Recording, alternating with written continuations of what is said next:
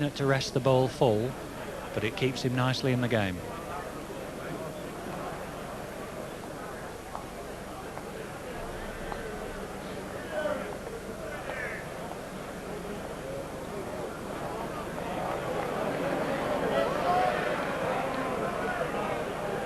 Just played over a little bit, left Johnstone with a bit of room to work in here.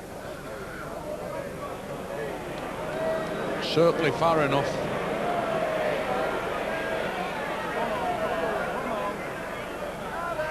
Nobody in yet.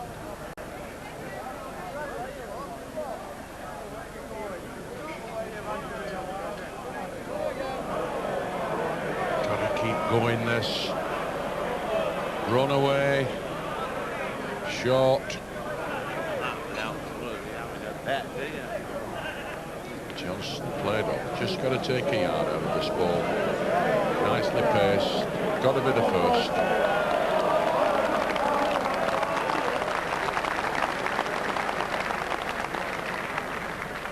One to Johnstone.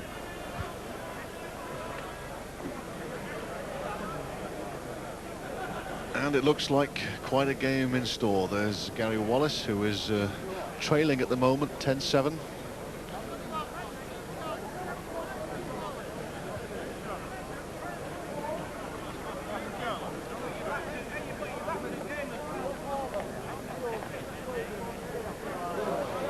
Run on.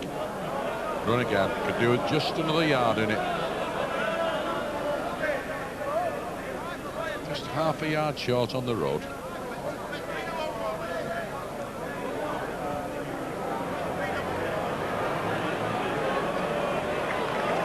Goes in.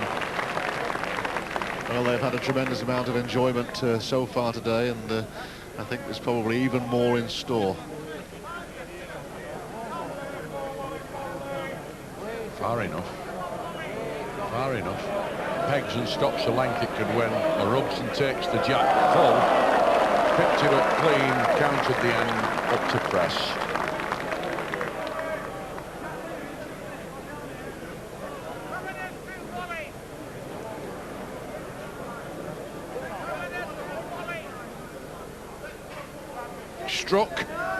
Struck, trying to take it out, and he's hit the jack. Can the jack go off? Yes, it's in the gutter.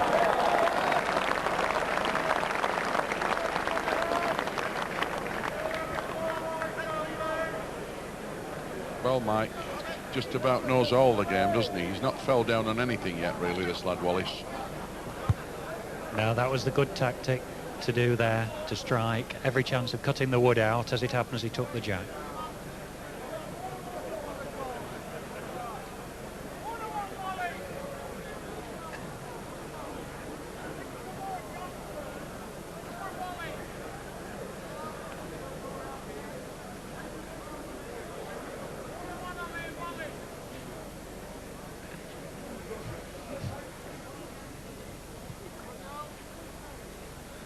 No score, of course, from the previous end, the jack having left the green. Being replayed.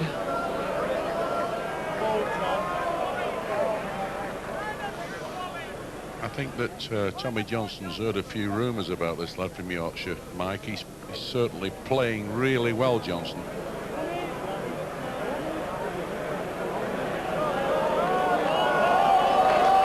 Played one. What a brilliant ball.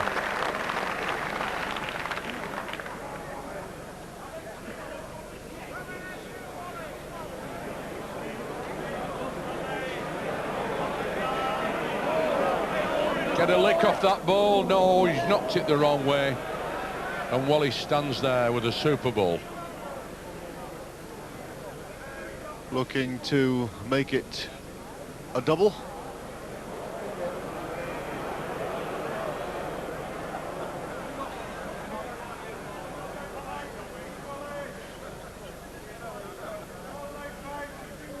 And there are a lot of people who rather disapprove of the whole of Yorkshire claiming the credit for Gary Wallis. Let's be precise about it. He's from South Yorkshire, as it's been called since I think it was 1974.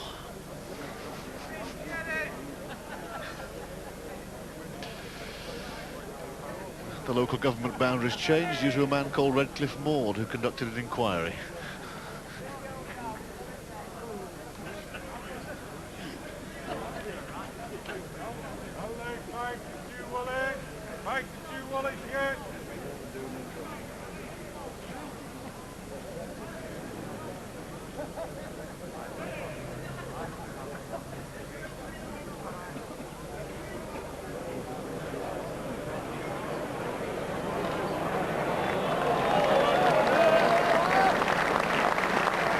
Another South Yorkshire special.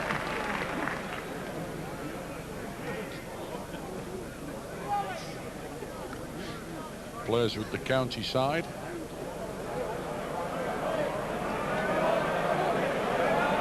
Got to peg hard and run. Second for me. Collision gone wrong there for Tommy Johnson. And he's pointing to the South Yorkshire county player, Gary Wallis.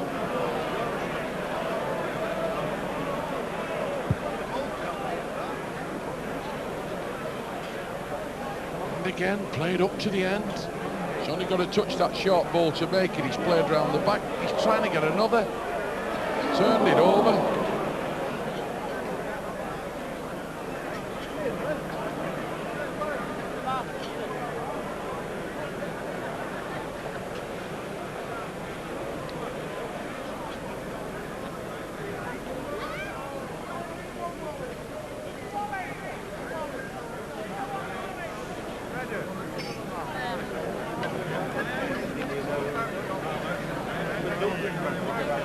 There's the man, the bag's already filled twice. He must have emptied it in the car and brought it back after Duncan and Burroughs got buried.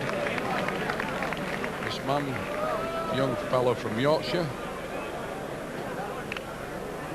Johnston's carried his bowl, obviously been indicated that he's in.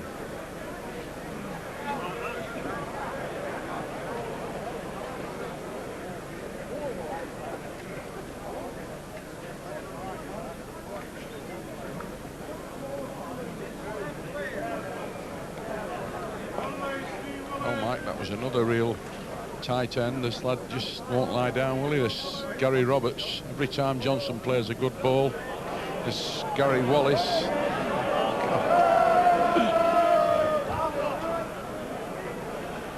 No, a marvellous end there. Gary unlucky not to lift his own wood up and make it count the end.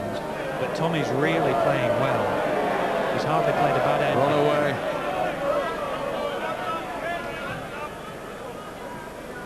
Just a little bit suspect at times when Tommy's led good balls on swinging marks, might you think. He's a bit short of length, but then he's produced a good ball with the second. That's right, he's a good improver. But Tommy's improved as well here. Played another ball, but room to move.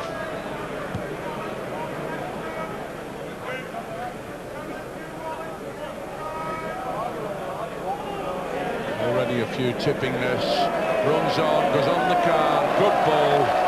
Brilliant ball.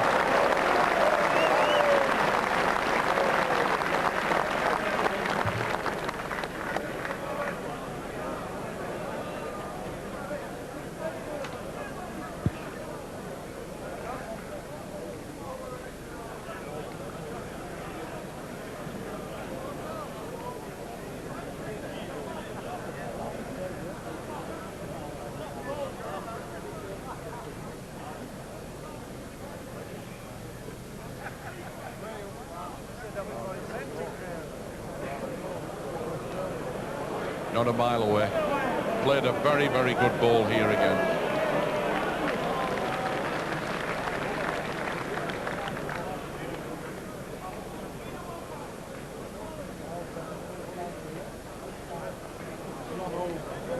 Just, give it some sort of a chance. It just wants to run on a little bit more.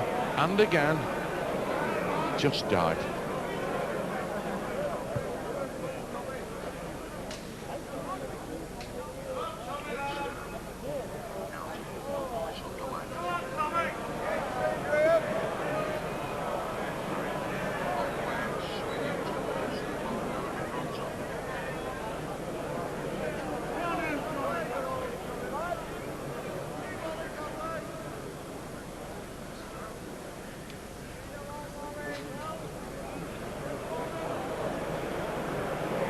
Far enough, and Johnstone now played at the end. Hit them. Just tickled the ball, but he's still one on.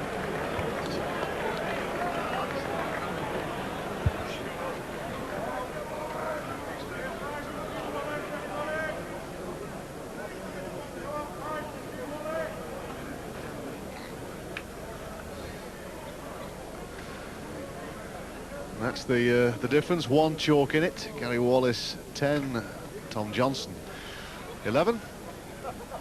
And it's Wallis with the jack setting the mark. A good distance over towards the corner. I tell you, Mike, both these men are playing, you know, a long way, aren't they? They're not taking much chance about the short mark bowling now. No, it's developing into a very, very good contest indeed. Very high quality.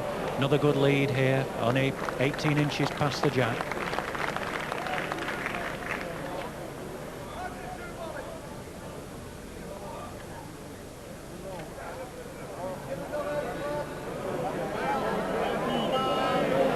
Stop, goes on the card. If he could just stop, Mike, go out now.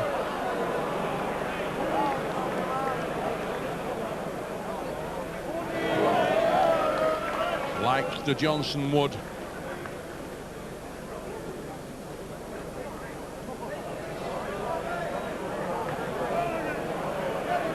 Run now on the bottom side.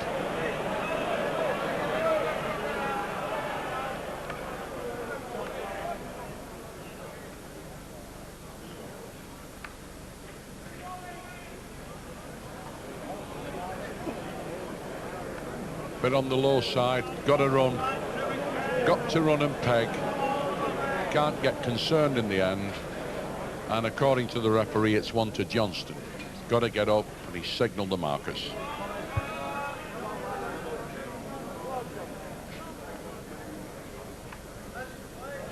Gary hasn't conceded the end yet, in fact. Calling for a measure.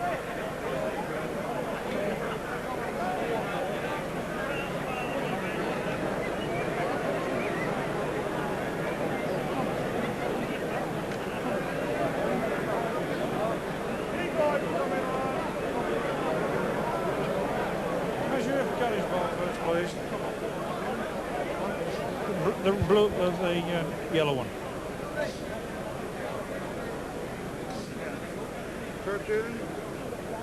Thank you.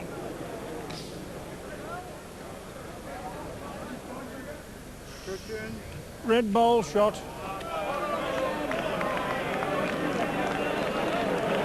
Well, it was a close thing, actually. It was well worth Gary asking for a measure. But it goes against him. Tom Johnstone counts 1, he's 12. Wallis 10.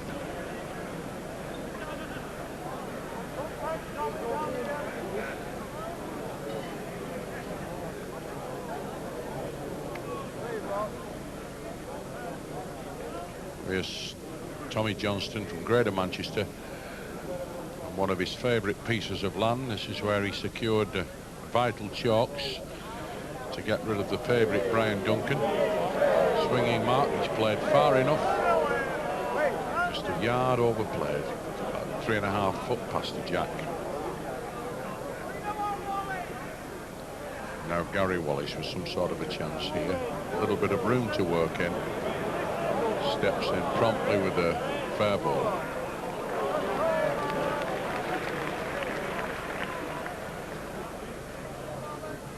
Again, Johnstone tried to find a good second wood here. Certainly far enough. Any peg has a chance. Counts. Good ball.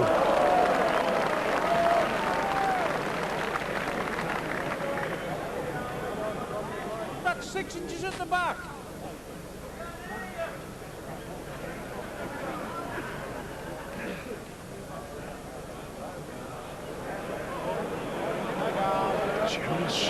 Chance if it runs this.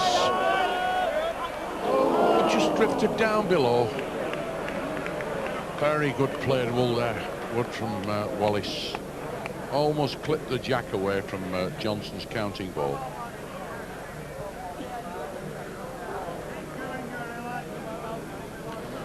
Well, this will be the most severe test over the 2 days of the resolve of Gary Wallis.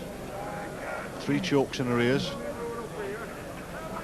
And playing against a man, Tommy Johnstone, who I would think, Mike, in many ways has lifted his game, really, though he is through to the semi-finals, but he has lifted his game. Yes, he's played a very high-quality game so far. He's been putting Gary under pressure with every lead, and here's another one a foot behind. These are very difficult bowls to beat, especially end after end.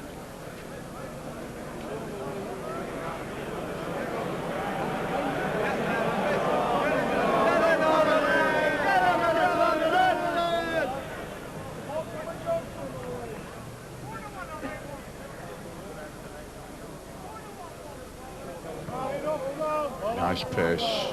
Again, a nice pace to come down the hill. Just peg lazy up to the jack and stop a length to count a double. This young Wallis now got to play and find a real winner here. She's done so much in the past. This has a big chance for me. Pegs hard, it can go on the card. Falls the right way. Could won it.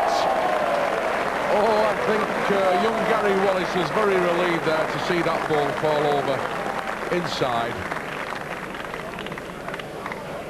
Astonishing. I think if the breeze had been blowing the other way, Wallis might not have been counting that one. But as it is, he is toppled over. Mike, what a difference that one made. He'd have been 15-10 at the back, wouldn't he, there? One of the most important bowls of the game, that. He had to play a dead length. He might be regarded as a little fortunate that it fell in, but it was a wonderfully played bowl, and another indication that he will play good woods when he's under pressure.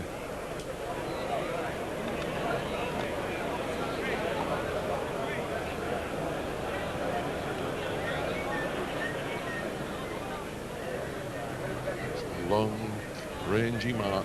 Coming in towards the jack now, running down the hill. Johnstone looks as though he's played a fair ball here. Stops a length, still running. Gone a long way.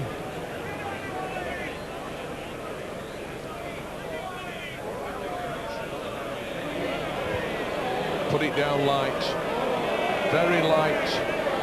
Won't get the trip, this.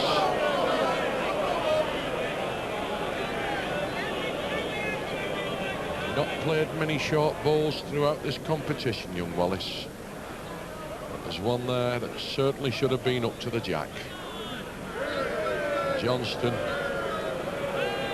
Crowd tipping this ball, but it's climbing away now on the top side. Bit of a balance here about how the end lies. If Tommy Johnstone doesn't count 2 here, he will regard it as a wasted opportunity. Certainly every chance to count a double.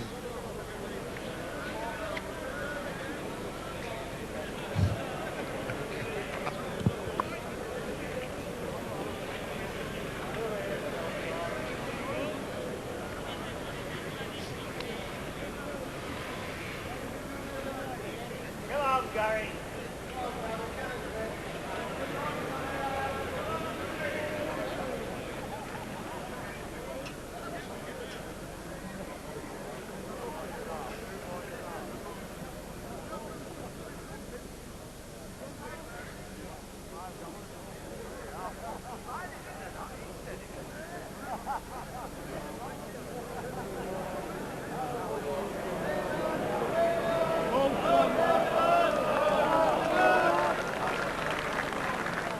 Good wood from Johnstone.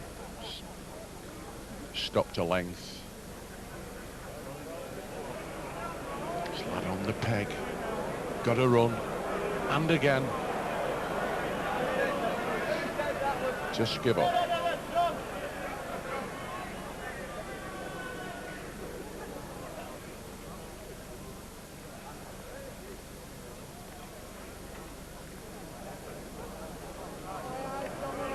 Certainly far enough. Looks like clocking another one here. Pegs in. 2 with a dead length. Another pressure bowl here.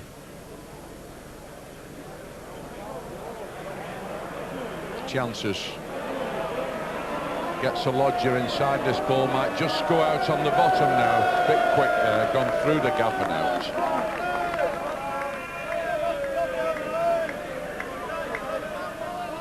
Johnstone claiming 2, and Wallis has conceded the end.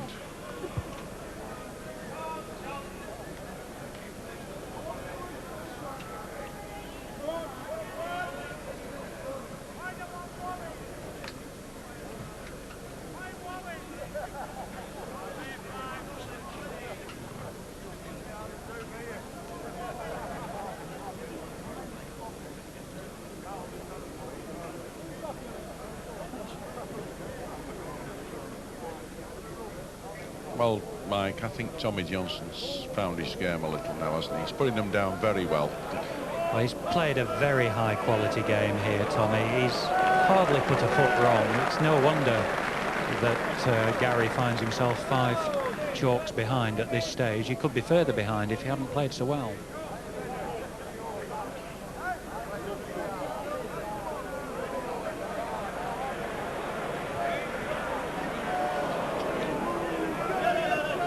Gone by and into the pit, out of proceedings, and Johnstone here with the field clear to play another good ball.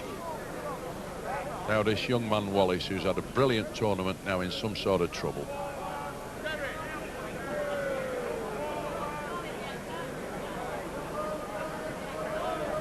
Played another good ball. Not an easy mark. Pegging hard and away at the finish. Can this young man bring and dig one out? Played a good ball. He's counting a double again, Johnstone.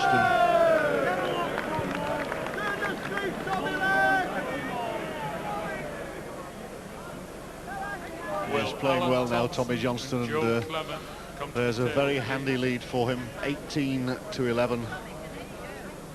He's got young Gary Wallis on the run.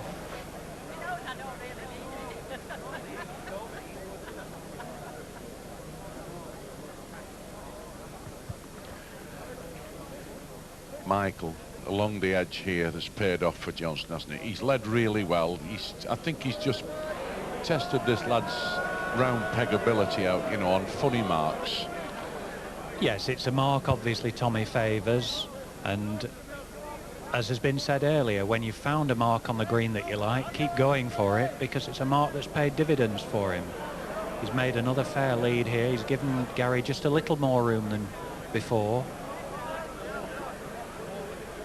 Referee's indicated that Gary's wood has just fallen in. Johnston's far enough. Pegs hard, he can rest that ball. Oh, chance, wins it. Just pegged inside to stop. Well, the pace is right.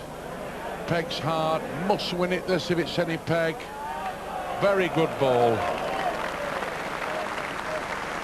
Well, again, Gary Wallis produces what they call a pressure bowl under those circumstances. Saves it and counts 1.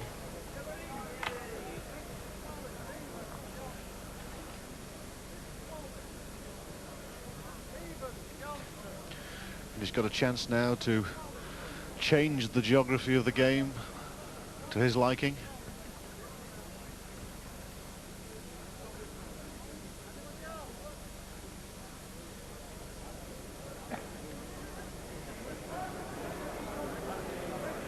When he gets stopping, misses the jack, he'll go a long way.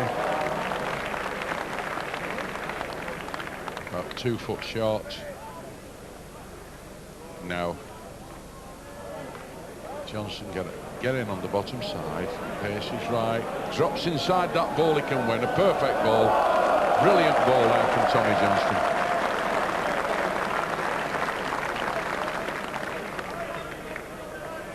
There's the 2 balls up front, and Wallis now trying to repair the damages. Johnstone, he's played a ball with a chance on the bottom side, but it might just go.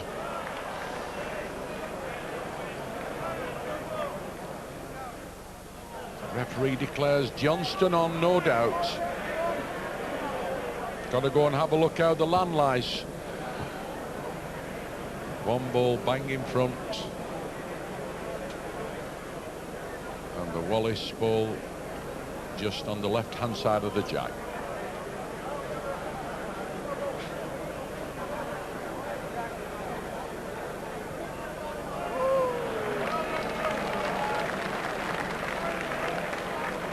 Yes, for the second time in this semi-final, Tommy Johnstone has declined to play his second wood for fear of doing any damage. He's already counting 1, takes him on to 19, Gary Wallis 12.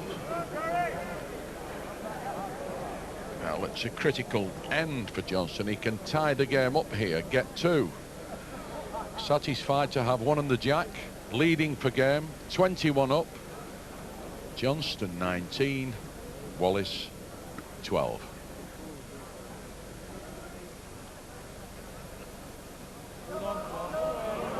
Played a no ball. Well, Michael, after all the good leads he's made, Johnstone. Well, I was just wondering if he was going to play a completely perfect game, but he has slipped up here. And Gary's taken advantage of it. About a yard short.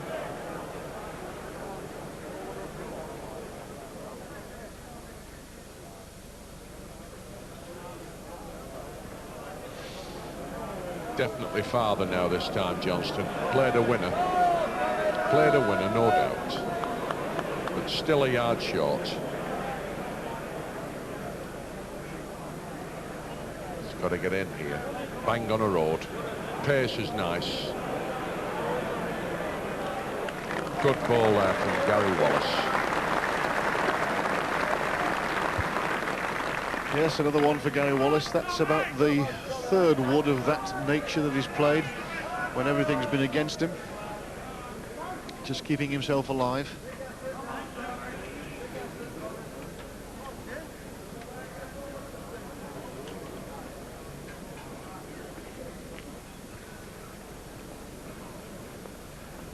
Well, Michael, it's still not beyond redemption, is it? A couple of 2s from young Gary Wallis, and you know, we could get a bit of a twirl round here. Well, that's certainly what he needs, and it's significant that Tommy has kept him to 1s. Every time that Gary has scored, it's been a 1.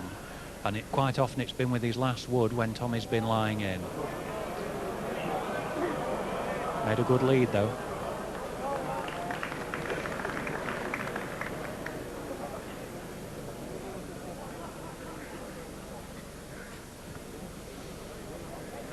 Only is certainly far enough. Certainly far enough. Gets round the back of the block, he might go out, but I think he's stopped to win. About 10 inches by. Good ball from Johnstone. He's not letting this slag off the hook, Mike, is he? No, he's played really well, as Tommy. He's not given the lad any chance. Johnstone a chance of wrapping it up now. 1 on and 1 to play. Counts a double here. He's through into the final of the Waterloo. Listen to the crowd. They'll tip this one. It's gone round the back and out. Only 1.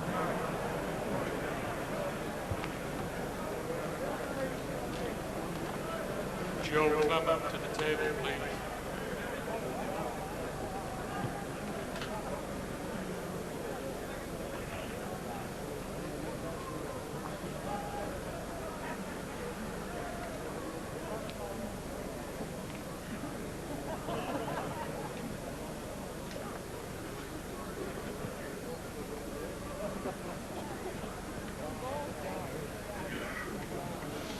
Looking for a good lead.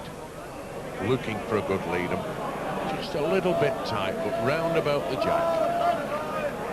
Just about 14 inches, dead level. Hard ball to beat. He's got to find a near perfect wood to win this end. He's got to run.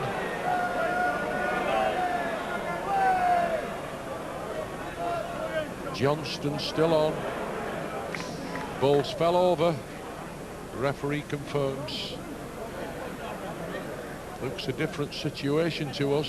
The ball fell over, gaining about 6 inches. Now Johnstone playing up. Got to miss that short ball.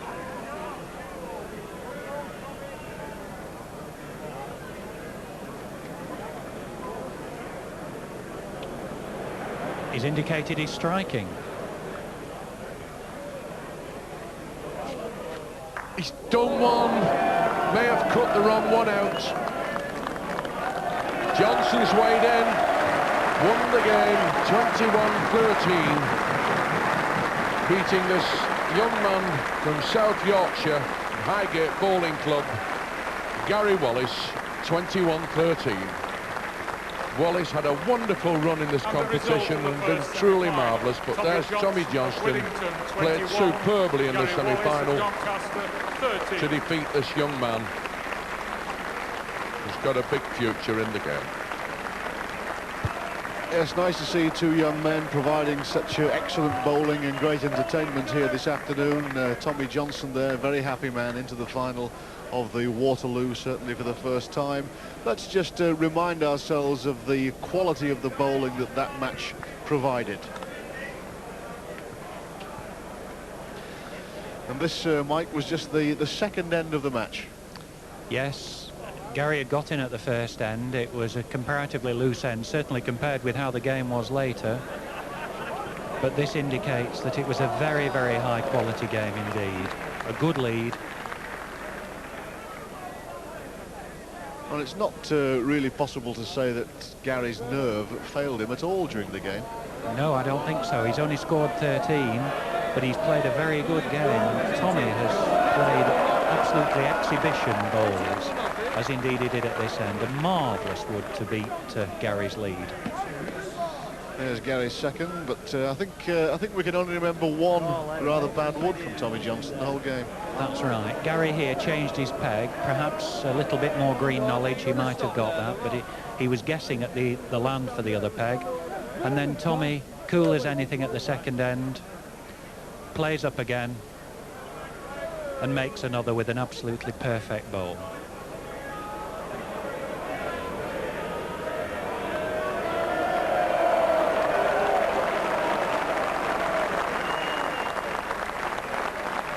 That's it, and it was bowling of that extreme quality that takes Tommy Johnstone through to the final. The score 21-13 against Gary Wallis. Who'll join him there? Well, Allan Thompson or Joe Clemmett. Let's see.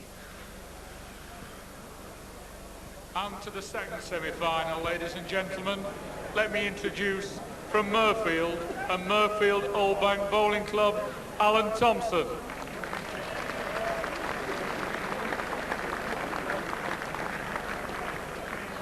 And from Bolton and Tongmoor Conservative Bowling Club, Joe Clemmett.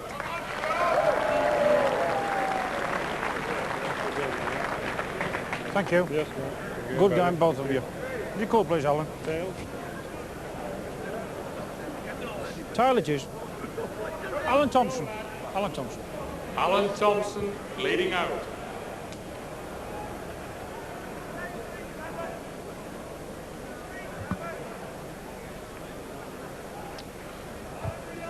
Second semi-final of the Waterloo. Another Yorkshireman, this time a Yorkshireman only. Allan Thompson leading the jack.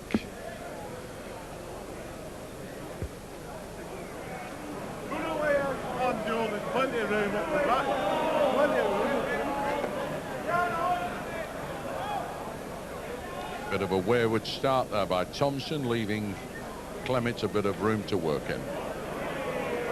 And he's got to reach up.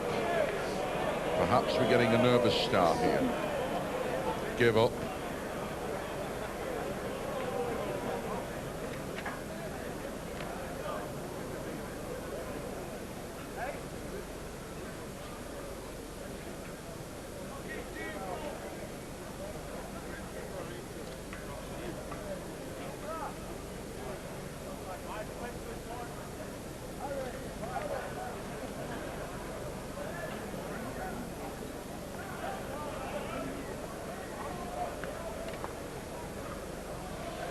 Well, he's coming in the other way around now, Thompson. Played one now, roundabout. Fair ball.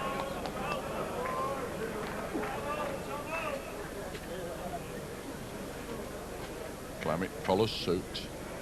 The ball working away, swinging to the left. Got to reach up. Must have a chance. If it'll run.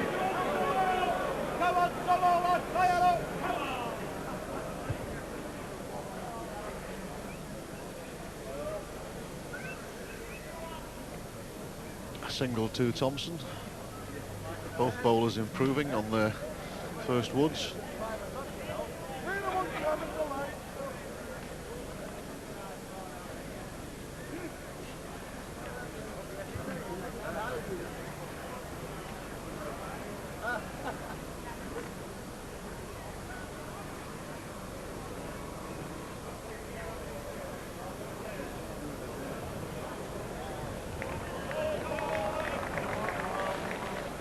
There's Thompson. Tightened his lead up a little. Played a good ball.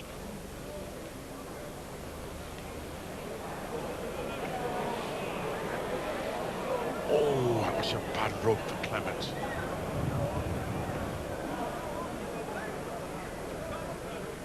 Allan!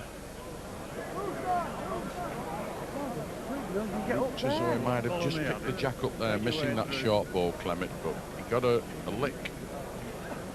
Lifted the ball a little, went past and out. Touches the jack.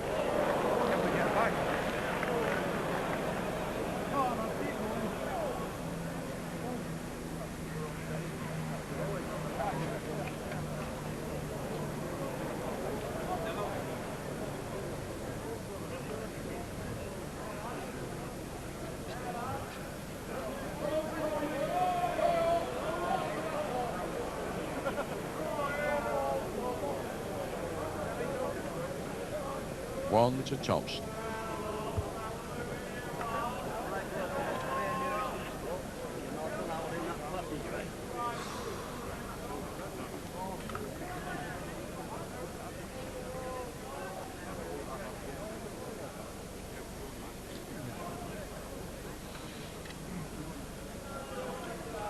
That's Allan Thompson now 2 in front to the game of 21 up. Joe Clemmett still on 5. In the semi-final of the Waterloo.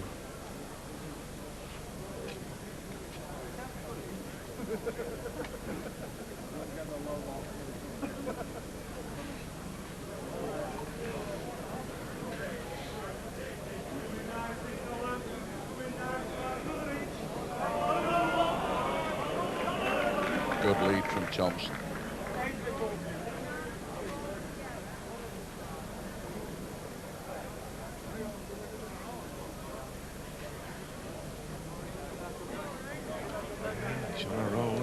Drop and run.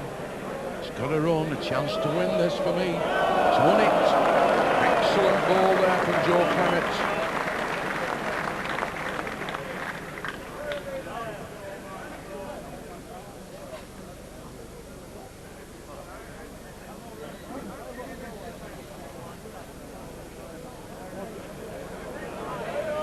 Bit of a chance.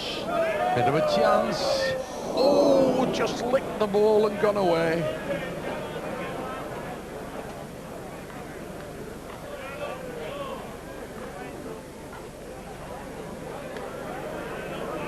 Coming for another. Coming for another. Be a real great 2 if he gets these. Tremendous applause from the crowd. Clemmett comes in with 2 masterly woods there to register a double. Well played, Joe, and little silent applause from Arthur Murray, who's joined us in the commentary box. Arthur, just at the interval we had at lunchtime, I noticed that a lot of people were speaking with very high regard about Joe Clemmett. Yes, indeed. Yeah.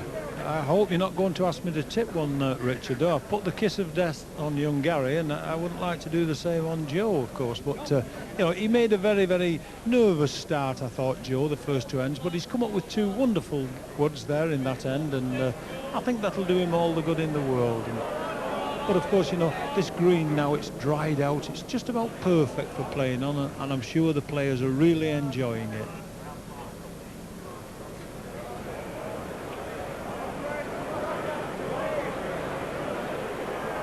Coming nearer that ball.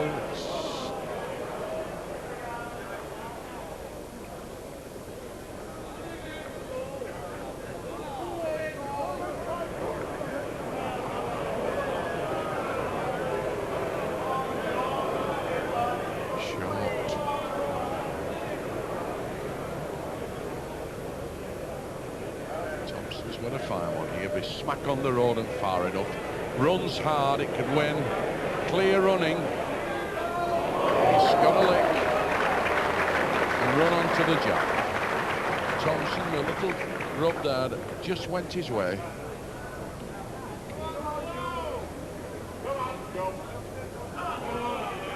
There's a real Yorkshire smile there from Thompson.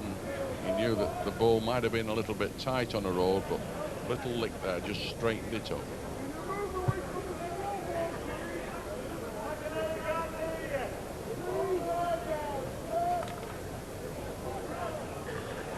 Well, Arthur, I think this is where the contest may be decided now. If you can get Johnstone, get this real good arm of his working on these long lengths, could it be trouble for Joe?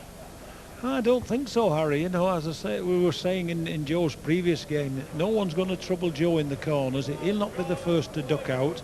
And I think if we see Joe get in at this end, he'll whip back in the corners.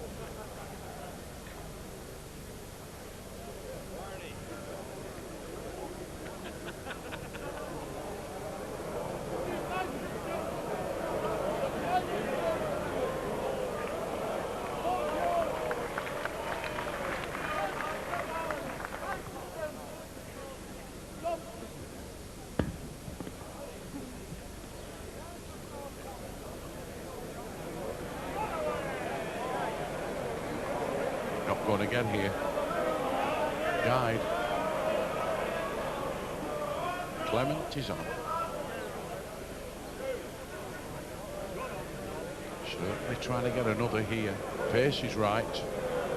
Beautiful road. He can run another foot. He'll peg one. Double.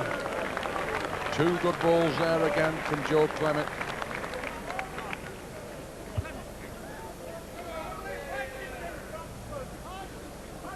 They put Joe Clemmett in front, 9-8.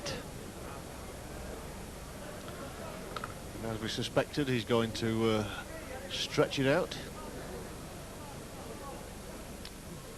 Arthur, Joe Clemmett loves this mark, doesn't he, down here? Finger peg. It's not an easy mark. No, it's not indeed, Harry. Just where he's got it at the moment, it's stopped right on a hillock there, and it's anything like a lead as Joe's just put up. You know, it's one hell of a good wood, and it's got to be a perfect wood to beat it. They've got to be smack on the road, and if they're a little bit on the bottom side of the jack, you'll see the ball straighten up as he approaches. It's just gone on the outside. A little bit short, perhaps, in a length to get it up to the end. And now Clemmett, once again, playing to go down the hill, putting the pressure onto Thompson with another.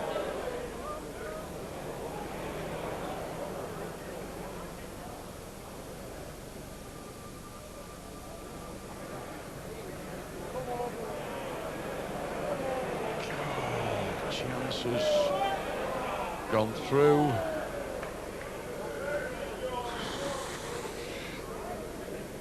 Clemmett, I think, is going to give us the Indian sign here. The sheriff's coming. Up goes his hands. Two more.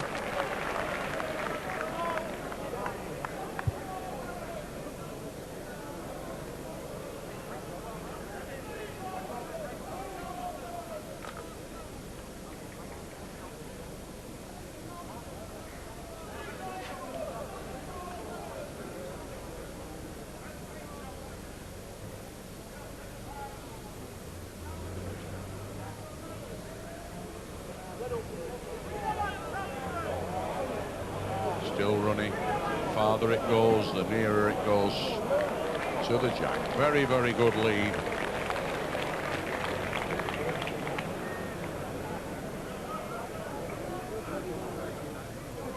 Run on. Run away, Thompson. Keep going. Beautiful road, but just died.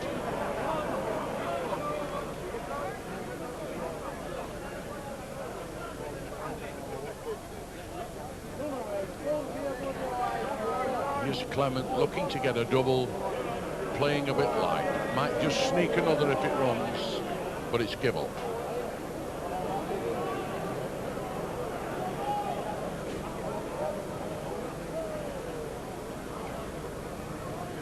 2 foot. It's Thompson, and just behind them is a former winner, Stan Frith, watching proceedings.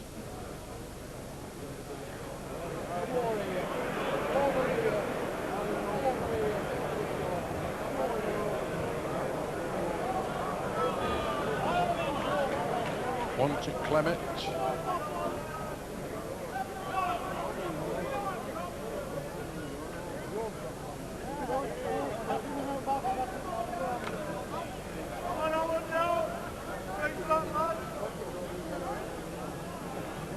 Well, Arthur Clemmett's opened a little bit of a gap here. After being 8-7 at the back, he's now 4 in front. Yes, he's playing very, very well at the moment, is Joe, and he's on this particular mark, swinging mark right down into the corners, and he's really playing it well. And Joe's got a good record on this green. It might not be known, but he's run very well in the Waterloo for many, many years. I can recollect playing Joe in the 6th round, I think it was a few years ago, when I was playing very well, and Joe pipped me 21-20, and I was very, very impressed with him that day.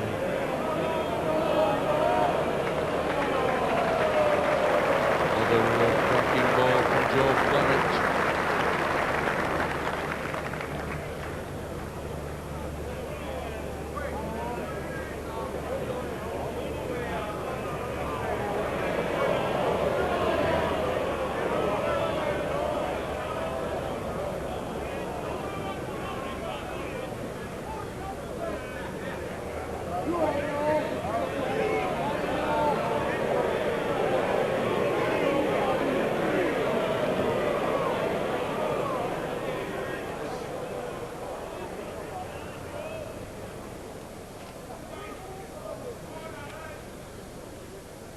Thompson wants to know what's gone off.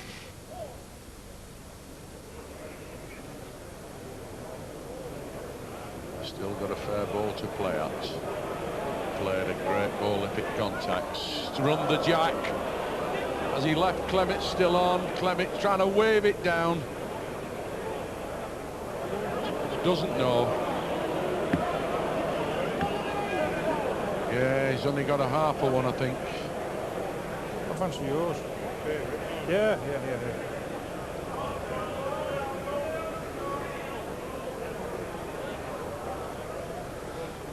Well, Alan Thompson arriving to have a look, although there's a slight fancy on the part of the referee for Joe Clemmett. It's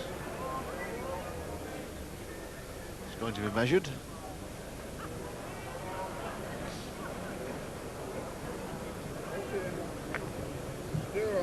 Right, lovely, thank you.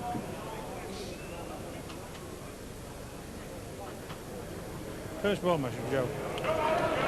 You'll have to look after I'll get the toes. Watch this while I get the toes. Again, Clements gets away with the measure. A good hit from Thompson there, but it didn't turn out right. And Clemmett pegs another chalk to go 13-8 in front to 21 up.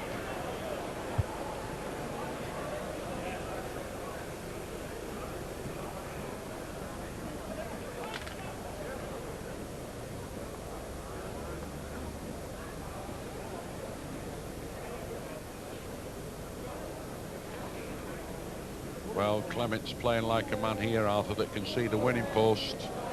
Just pulling away now from Allan Thompson and playing 1 or 2 decent balls. He's a little short here, but you think he can do it now? Yes, well, I think Allan can, I think he's a little unfortunate at the last end. He's played the perfect wood, and if he'd caught Joe's wood instead of the block, of course, it leaves him with 2. Unlucky for Allan, he caught the block on a measure. He still left Joe in, so he was rather unfortunate that end.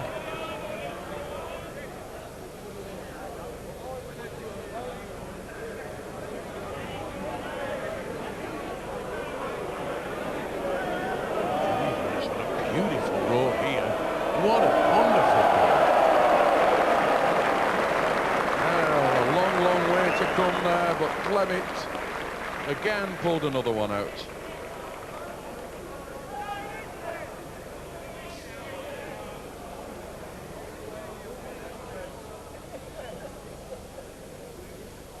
Thompson's got a mammoth task here.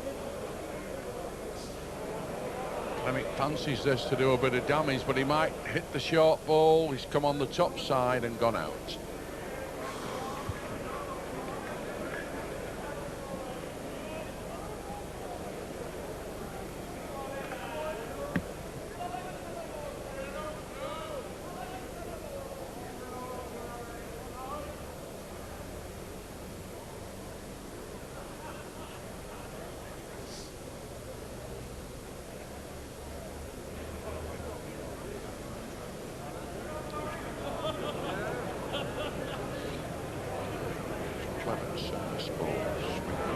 On the top side, but he's still got a long way to run yet. But it looks off the road, beginning to hook away now to the right. Not a good lead. Allan Thompson now in with some sort of a chance here to count, but not an easy mark. Some down on the bottom, they'll slip away. Tight at the top, they'll come round.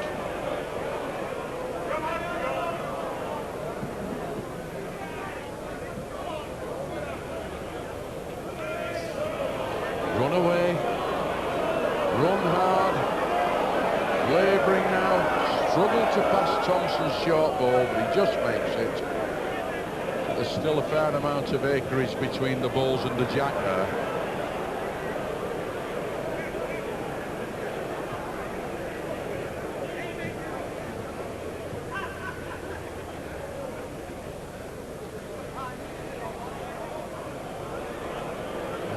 Crowd not tipped this one yet, but clear running, it must have a chance.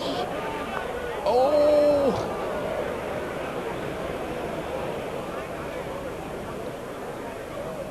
Watch Joe Clemmett. Nothing up to now, but might have a bit of a shock for Thompson when he gets up there. I don't think so.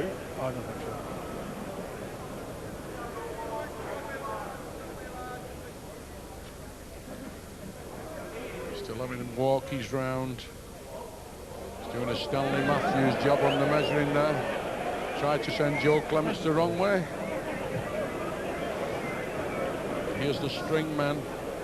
Measure Joe's ball first, please.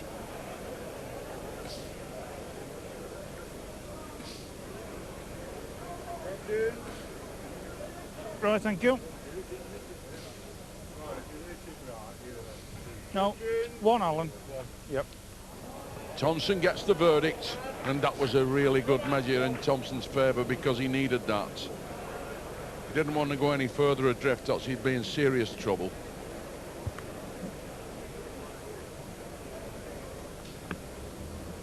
Allan Thompson just 5 points adrift of Joe Clemmett now. He's giving the matter some consideration. Looking around for a decent mark.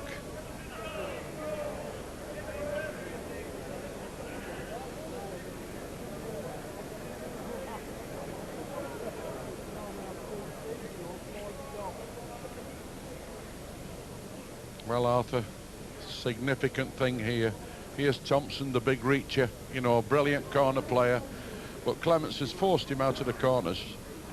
Yes, made him come out. Yes, he has indeed, Harry. I thought Joe would stick in the corners. Allan would be the first to give way, because Allan's he's a very good player on medium marks, 30, 35 yards. So I think this is what we'll see now, if Allan manages to hold on to the block, of course.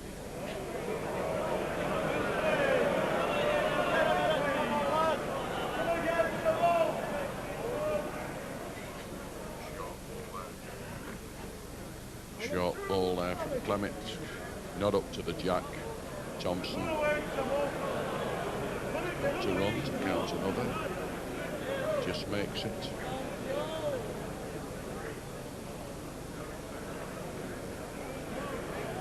Now Clemmett's got to find a decent sort of a ball here, and he's played one with a bit of a chance if it runs. Could have fell out. On to Thompson. Just fell the wrong way there for Joe Clemmett.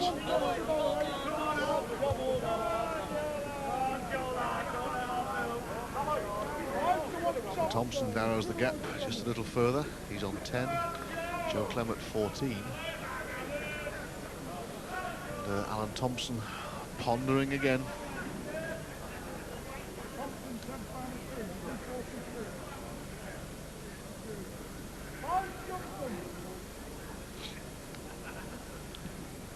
Arthur, he's looking for some, he's roaming about the green a bit now, isn't he, Thompson? You know, he's played up this side short, you know, 28 yards. Now he's gone across the green again.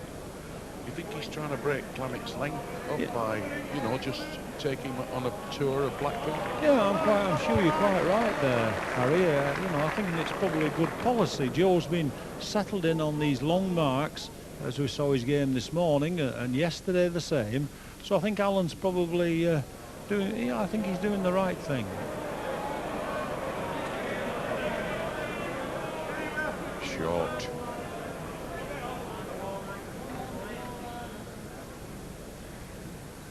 Got to work hard, Thompson, to close this gap. Missed the short ball, just got inside it.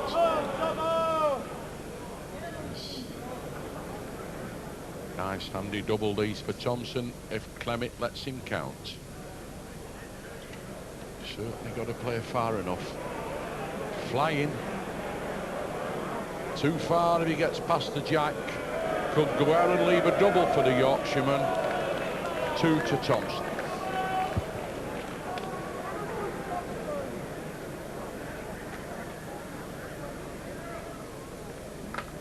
Allan Thompson counting a double and altering the balance of the game. Just giving himself a slightly better chance than he had before. 2 chalks in it.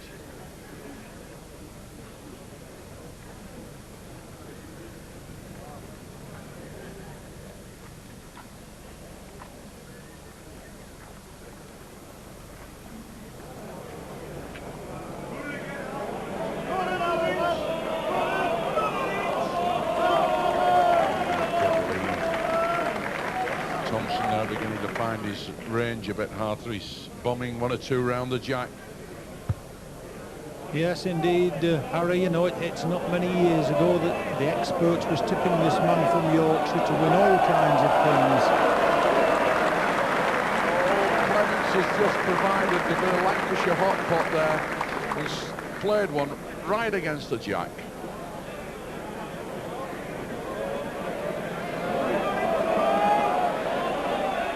He's done it! Brilliant! Wonderful ball there from Thompson. Retrieved what looked an almost hopeless situation for him. Came in with a real banger there to just sort out the end in his favour, and here's the other one coming. Gone out. Well, that was a hard work for double there for Thompson. There's Joe, the Bolton milkman. I don't think Thompson will get any milk if he's on his round. Not after playing that ball. And look what happened there, Harry. That's a double to Thompson, makes it 14 across. So a different outlook now for Allan Thompson. Surely he'll have gained in confidence.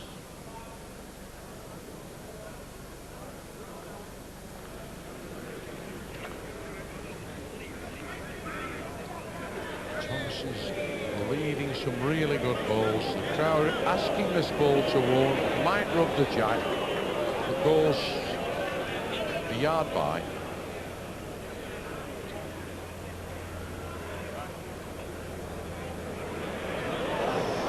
The crowd already written this one off. There's all sorts wrong with that.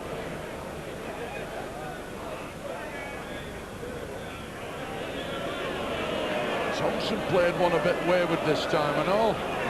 Might just sneak another. Throwing him about all over the place now. Little twitch of the nerves there for both players. Now he's give this one a chance. Good ball.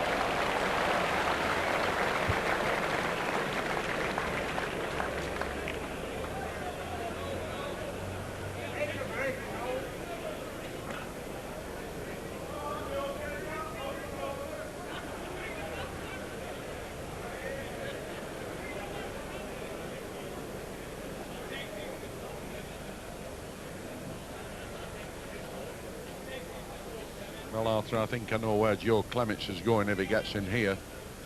He's coming into this bottom corner. He's almost certain to go away towards the left when he gets in. Yes, I think that last wood that Joe just played will probably settle him down again. He was looking a little ragged, but that last end will do him a world of good.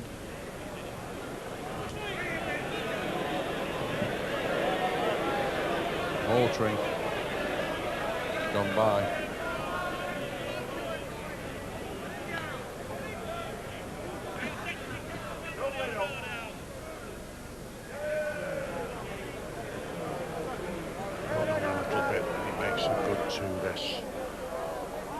Those will look really close to Thompson. Got a big job on here to count at the end, and it's vital that he does that. Otherwise, he's in serious trouble. Played one, might get a collision. Oh, save one. Half a loaf better than nothing.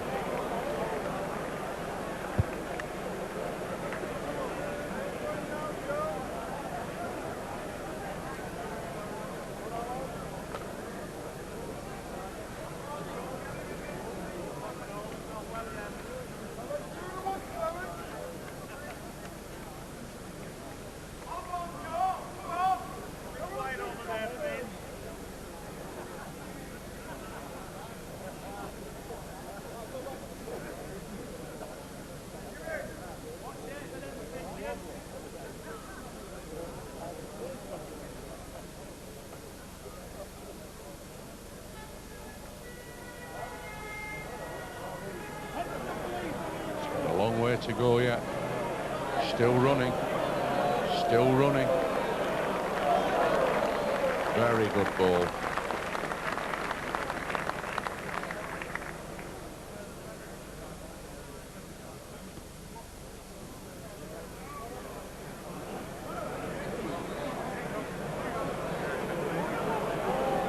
Right below on the bottom and go out. Thompson's ball just gone through. Clemmett stands, one on. Second ball running. The shot comes down the hill, but it's short, it's labouring. Might just sneak another if it runs on.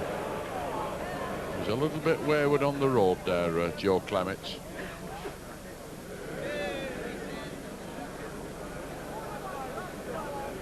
And Thompson here got to find a real good ball.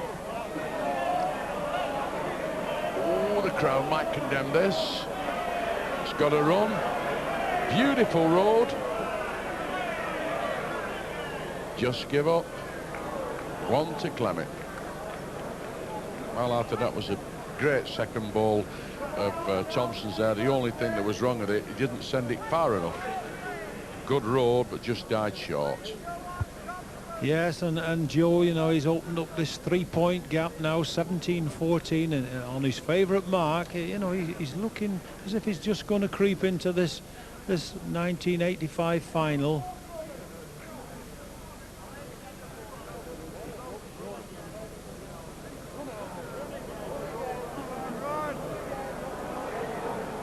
Farther it runs, nearer it goes. Another good lead.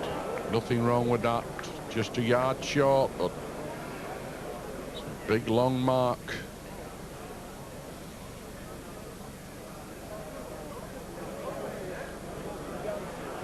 Thompson now played one of it, gets a clear run. Played a real ball here. Classic ball that. Under pressure. One out of the pressure cooker that from Thompson.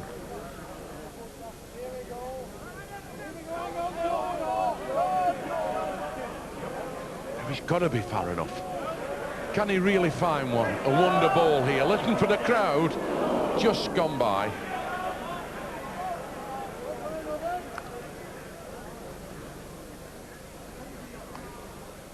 Thompson got to try and get another if he can. Difficult task. Beautiful pace. I just scrape in and get one on the photograph. Oh, fell back.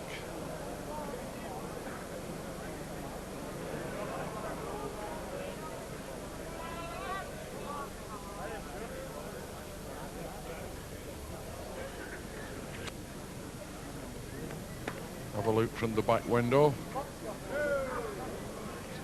Flirts the winner away. Still not decided. I think we might have the string men here again.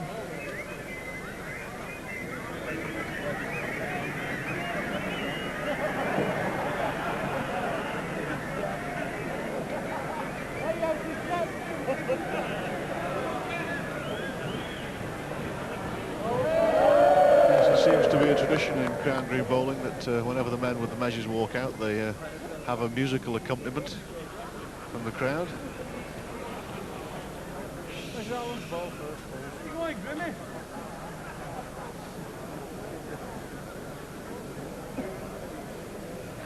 Thank you. Joe's bowl.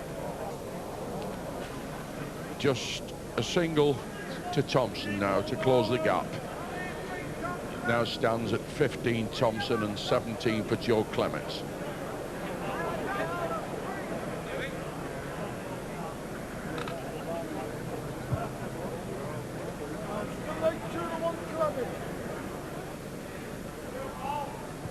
Well, Arthur, Thompson's got to fiddle a few more chalks now to get back in the match. It's getting 3/4 along the game, 21 up. Clemmett only needs a couple of doubles to get out.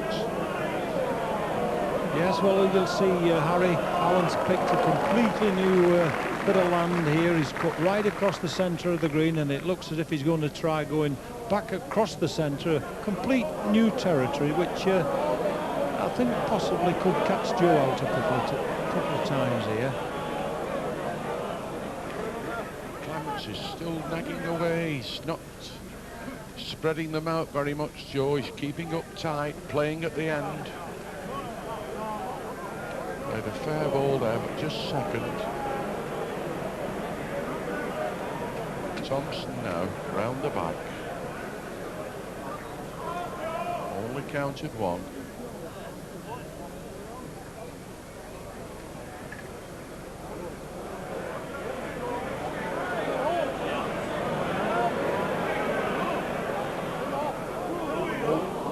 Collision there, but didn't go right. Thompson fiddled another one there. So 16-17. Just 1 point in it.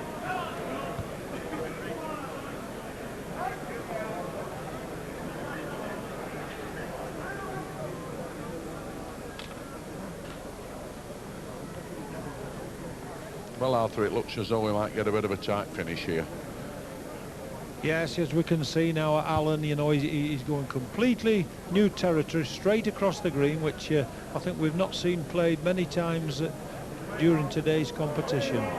But it's a tricky bit of land. If you get past the block, it'll go 2 or 3 yards. Allan's responded well, hasn't he? Perfect lead. Yes, bang into the jack, smack on the road and powering up. Clemmett's waving this one on. Only sent it halfway.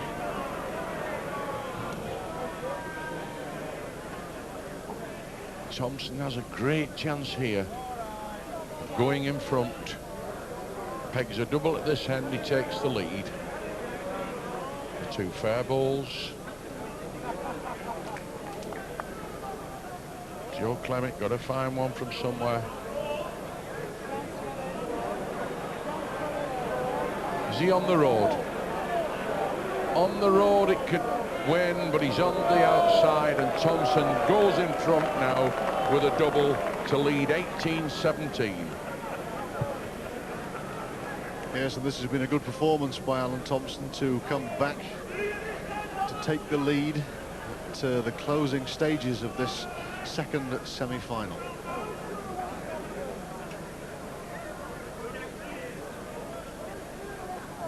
Now Thompson can't afford a slip. He's got Joe Clemmett just on the go a little bit here. He only wants 3 for out at 21 up. But if Clemmett gets in, could be the difference. The Watchmen are urging that ball on down the hill. It's a live and let live ball. Just a yard short. Clemmett's is doing the trip here.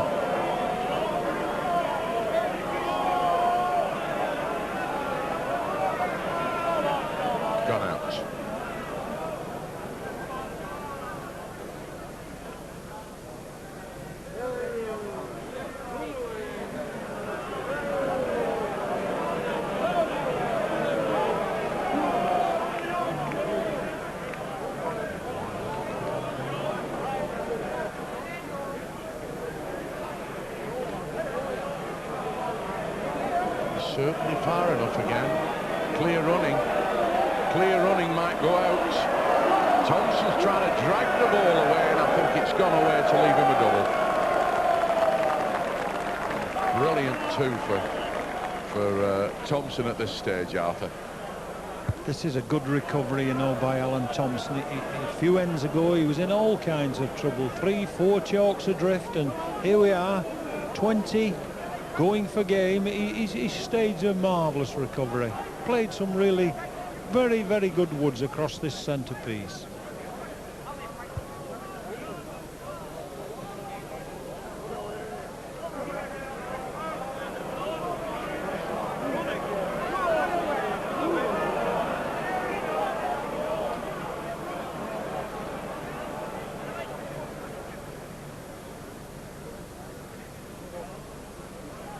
Clemmett got to beat this ball, Clemmett. Certainly going far enough.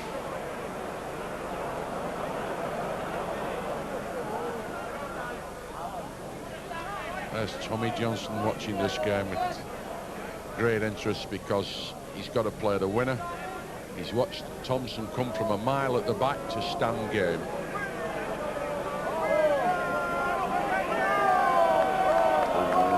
Played one now. Clemmett really in trouble now. Stood there staring defeat in the face. 20-17 down.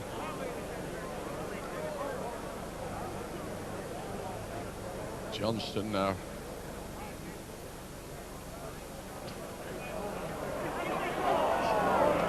Oh, he's played a no ball, would you believe, at this end? I can't believe it. At a man-life's game at this competition. And Clemmett plays a short ball to give Thompson an entry into the final. 21-17. And the result of the second semi-final, ladies and gentlemen. Allan Thompson of Murfield, 21. Johnson's there, looking around. 17. He knows now. The final will begin in 8 minutes' time. Thompson 8 minutes. reached the final of the Waterloo, where he meets Tommy Johnstone from Greater Manchester. But he came from behind. Tremendous rally. Broke out with a 6 break to beat Joe Clemmett, who was looking really well.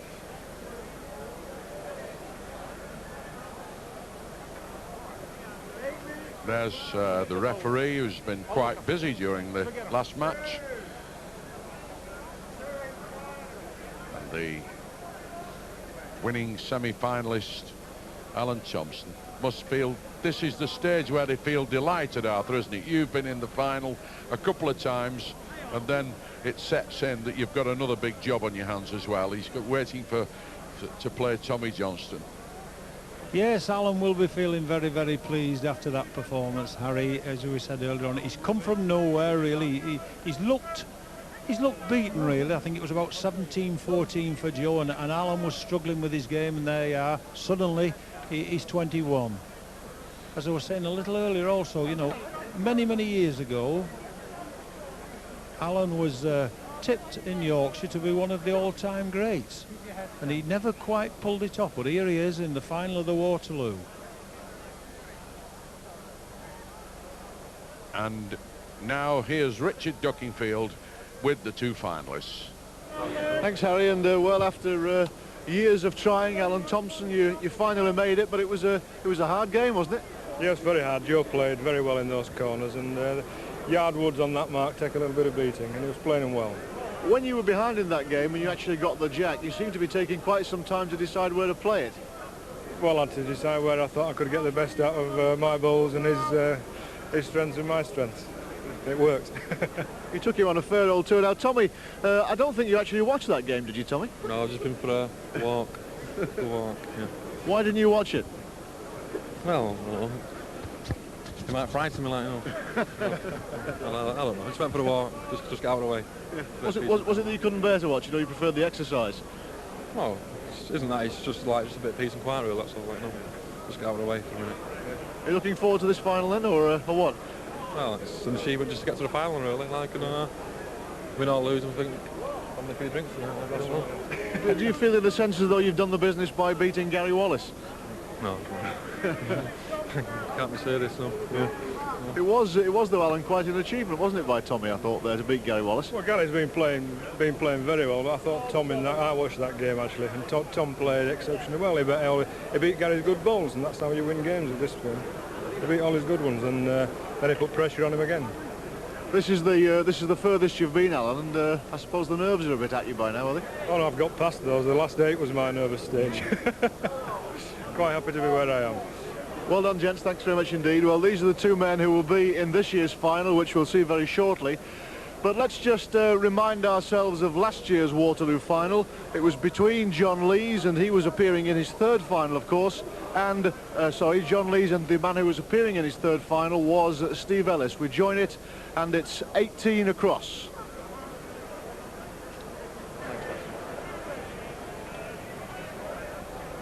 There couldn't be a finer balance for a great climax to this Waterloo final. The lead having changed hands a couple of times. The finalists level now, and John Lees sets the mark.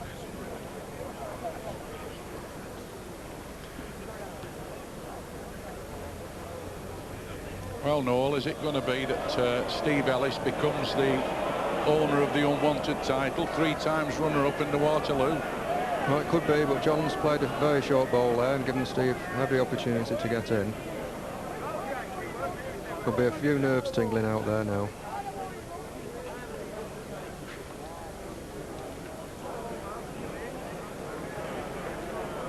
Here's the new one. Dead length. Lees made a bad lead there, just at the time he wanted to play a really good ball. And now he's got a fairly good ball to beat, and his own ball must be banging the road. He might have a job to get past if he can run, but he's short again. He's waving it on, but it's wasting his time. It won't go any farther. He's stopped well short. Ellis now with a great chance, counting a double to go 20-18 in front. Turned his peg round, coming on the top side, looking for a really good ball. Runs anymore and pegs. It's got a double. Good ball from Ellis. Takes him to 1 chalk off victory, 20-18 against John Lees.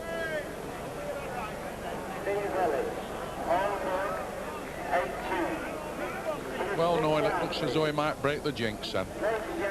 I'm a great believer in fate, and I've been saying all day that I thought Steve would just do it.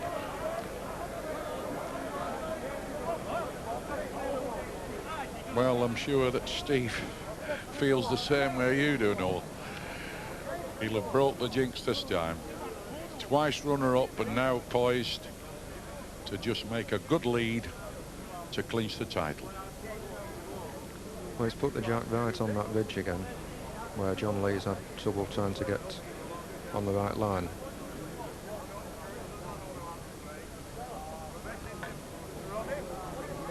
Well, looking for a lead. Ever he wanted a lead, he's going to make one here. But he's whipping away, not a mile off. The crowd applauding that ball. It's on a difficult piece of land. John Lees had a lot of difficulty down here last time, trying to find the land. He's waving it on Lees, doesn't think it's got the legs.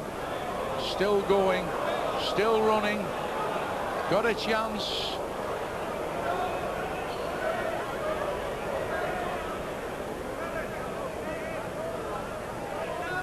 Inquiries asking how far. Got knocked in the foot.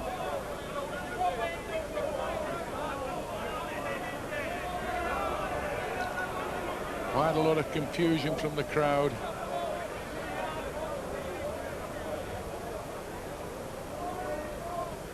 Ken Alcock, the referee, has informed Ellis, you've got to knock him a foot, which means that Ellis must still be on, but he daren't touch that front ball belonging to Lees. Well, if Lees has got to lick these, otherwise it's all over. Waterloo title, and the £2,000 goes to Steve Ellis, and for me, he's weighed in, it's all over. Stephen Ellis from Kirkham, Blackpool, wins the Waterloo title at the third attempt in the final.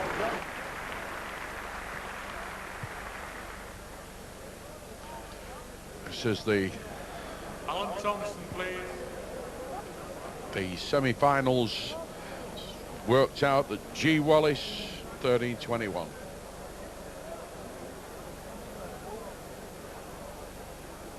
And T. Johnson 21, Allan Thompson 21 beat Joe Clemmett from Lancashire 17.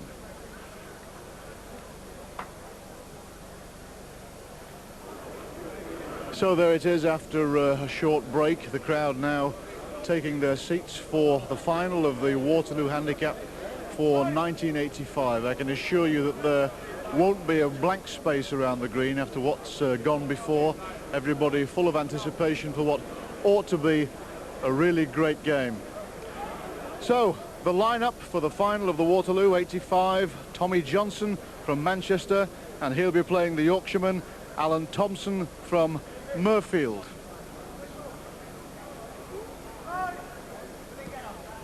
Ladies and gentlemen, we have now reached the final of the Greenall Whitley Waterloo Handicap for 1985. First of all, let me introduce from Withington, Tommy Johnson.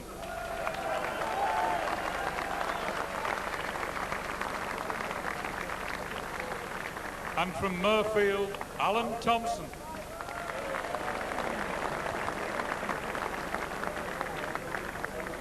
Best of luck, Tommy. Best of luck, Alan. Thanks a lot, Barry. Enjoy yourselves.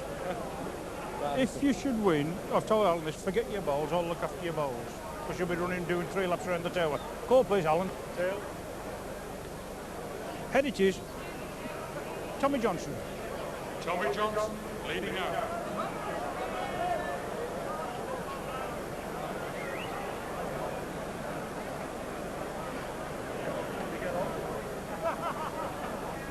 The start of the 77th Greenall Whitley Waterloo final between Tom Johnstone, the Greater Manchester County star, and Allan Thompson, the Yorkshire player.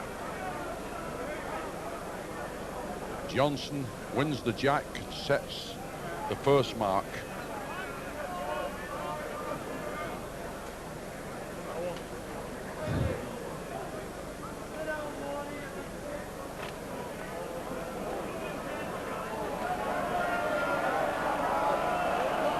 Sets off in great style with a very good lead.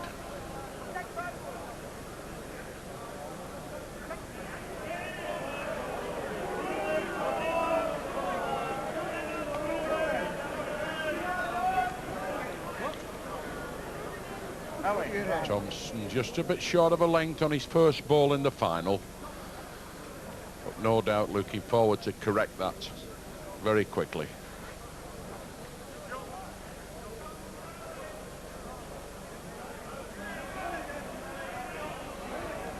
Johnson again urging this ball on, just sneaks another.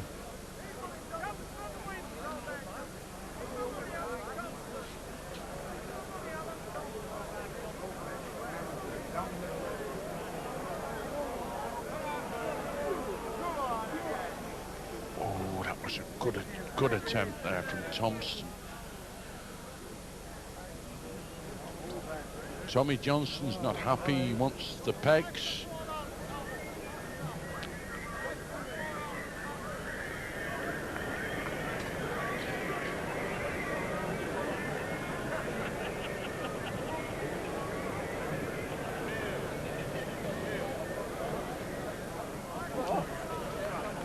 There's the crowd, the Waterloo Pipe Band, just giving the measures a lift towards the end in question.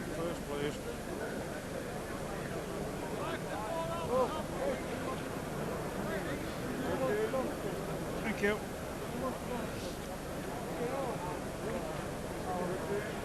Allan Thompson's ball. Just got in the frame there, Thompson. Broke its neck to get there, that ball. Was the one on the last half-inch turning.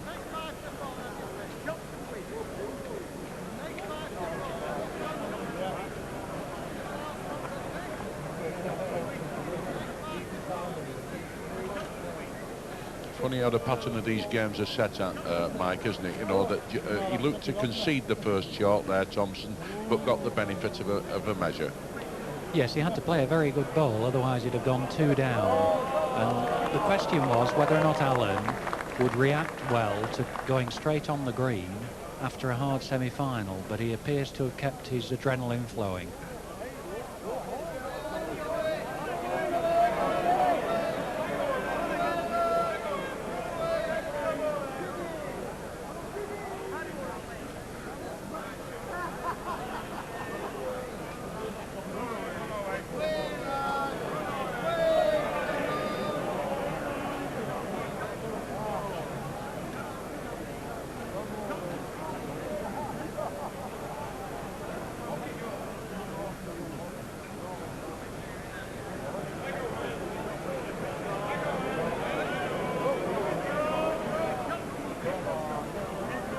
To Thompson.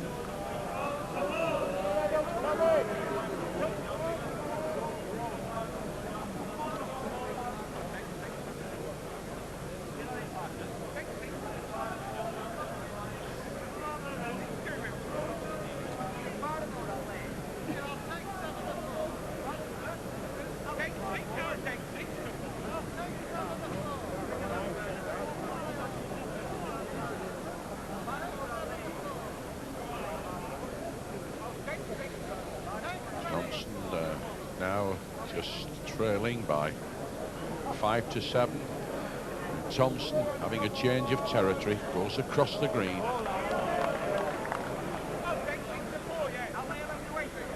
There's Tommy Johnstone.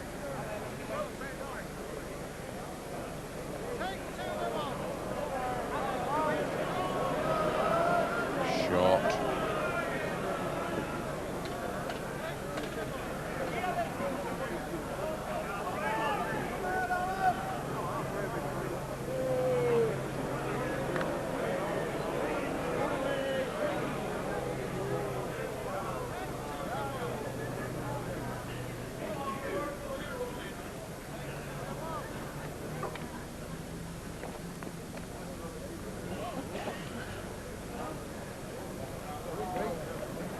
Johnstone, after retrieving a difficult situation here, might have played a ball with some sort of a chance. Big cheers from the crowd. A great look.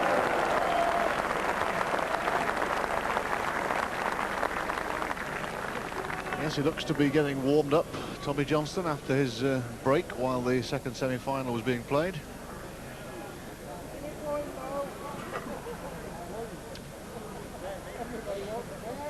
You know, Mike, there used to be some great characters attend this place, and you remember the Cowboy and the Sheik of Araby, Len. Yes. Used to come here. I know Len will be watching this final, and we'd like to wish him good health. Hope he's soon back among the Waterloo spectators in whatever disguise he likes to put on. We loved it. Yes, he was always a character. Well soon, Len.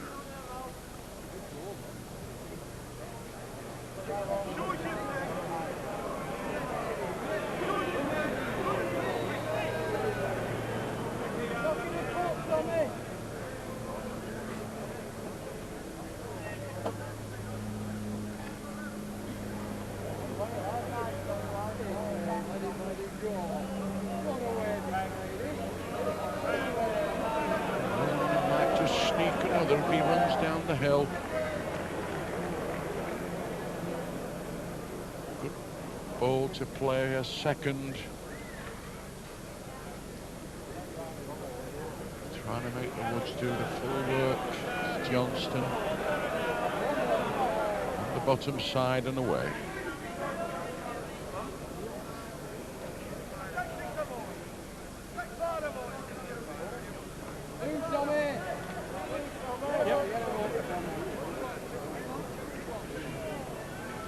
Going to be measured just to make sure that Tommy Johnstone hasn't got a double. Johnstone isn't convinced that he hasn't.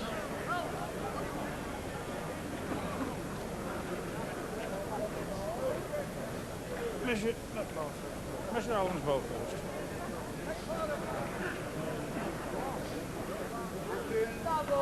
Thank you. Allan's ball. Just one to Johnstone. The Greater Manchester man. Greater Manchester County player. That takes him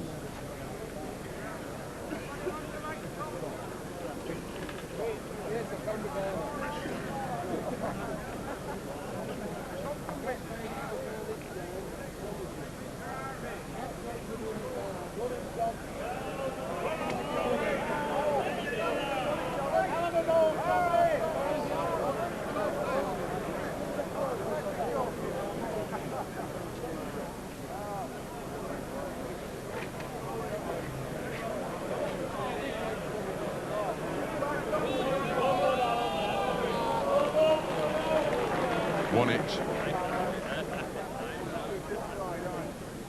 Struck. Trying to get it out. Oh, he's cut it away. Beautiful cut into the side pocket there to Tommy Johnson. Just clipped the ball away, and now Thompson's got to do it again.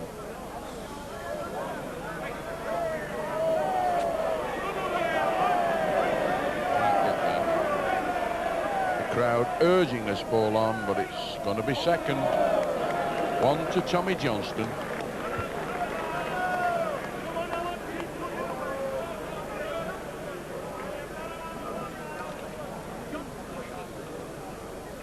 Yes, there's a good set of bowling experts gathered together. There's over 3,000 people gathered under the various stands and canopies here, and a good open cop that's full of knowledgeable people, all better champions than the lads you see now on the screen. But seriously, they are very good judges and show tremendous support for this game, Crown Green bowling.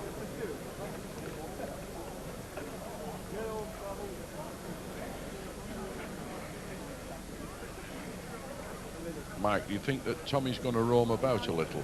You know, he's been up the sides a couple of times, now he's gone across the middle of the green. Yes, I'm a bit surprised he didn't decide to come back up the edge where he's been so successful, but he's played so well over all the green, he'll not be bothered where he plays. And he's certainly caught Allan out here.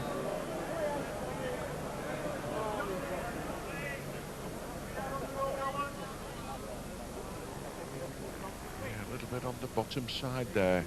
Thompson didn't really road that ball. A little bit of a difficult mark. Got to be smack on the land for it to work right, and Johnson's almost fell in the same trap, but gets the rub. May have even got another one out of that collision.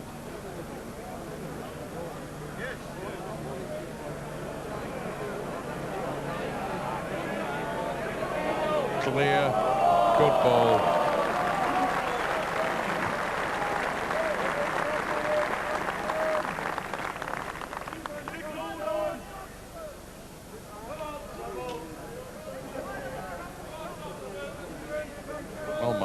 He found one there, didn't he? You know, Thompson, he seemed to struggle a little bit on that mark. Off the road with the first, but there was nothing wrong with the second ball. No, he adjusted his land perfectly, and this has the makings of being a very, very good final indeed. Both men are obviously on form. Both have played exceptionally well in the semi-finals.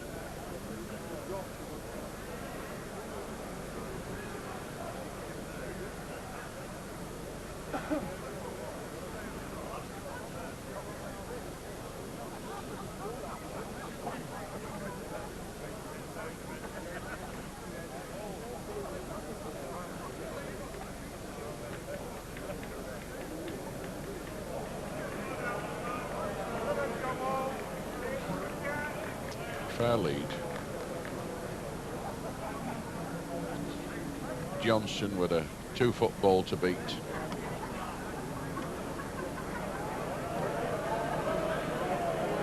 Down he goes. Can he stop and let on the jack? Perfect.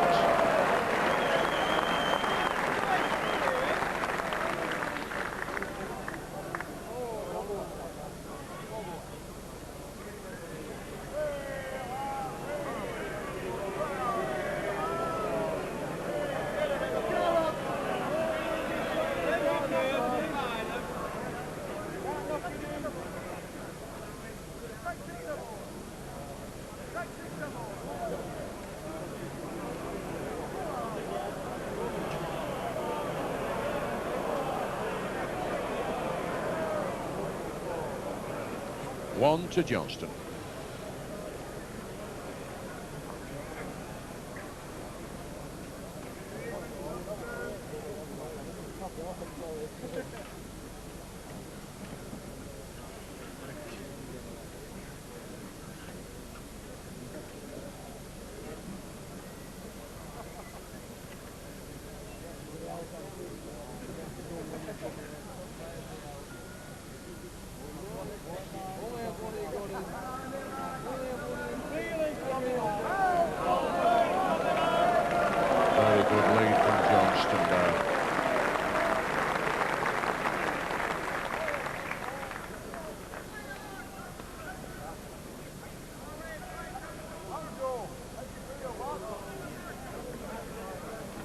Thompson, give it some sort of a chance if it can peg.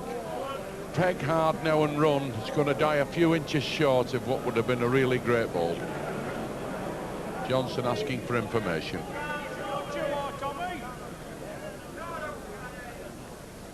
There's Johnson, received a report from the referee, now played his second ball. Lies one on.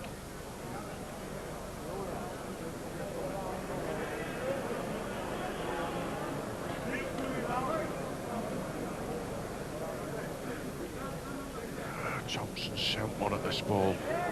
It's played through at speed. Nowhere near the end. One to Johnstone.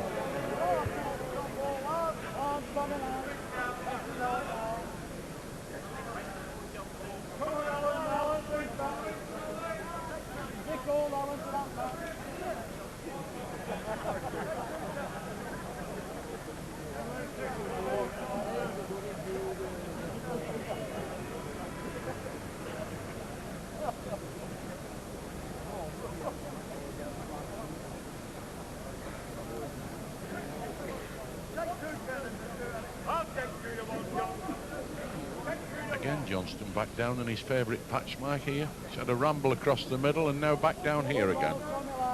Yes, he's certainly changing the length every time he gets the jack, and that's one way that he could confuse Allan and break Allan's length in turn. As indeed he has.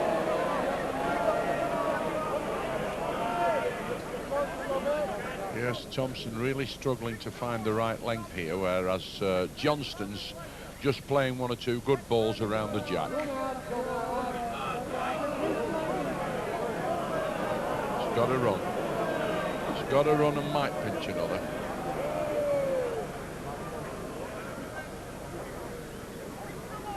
Surely Thompson's not going to let him count two here. Got to run.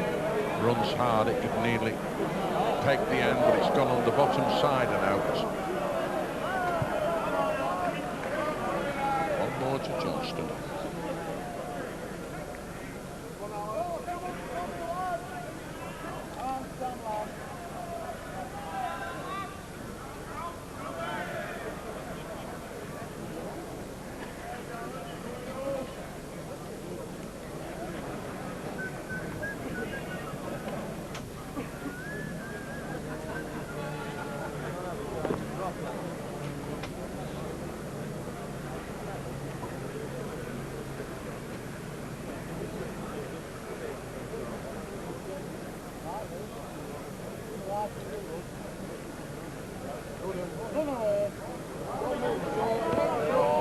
Not a mile away. Another very, very good lead from Johnstone, playing them really close now.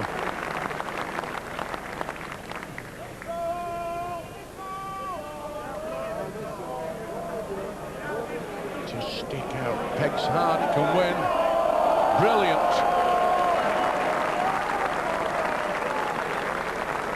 Well, Johnstone had a lead lick there that looked odds on to count, but Thompson came up with a ball in a million and turned the end in his favour. Johnstone after it again, but just a little bit too strong this time and wrapped his own ball, but he's rolled back. He's rolled back against the peg. Well, that was amazing. But the referee has pointed to Thompson. There's the ball of Thompson's on the right, and look at the difference there. It's only about a quarter of an inch in both balls.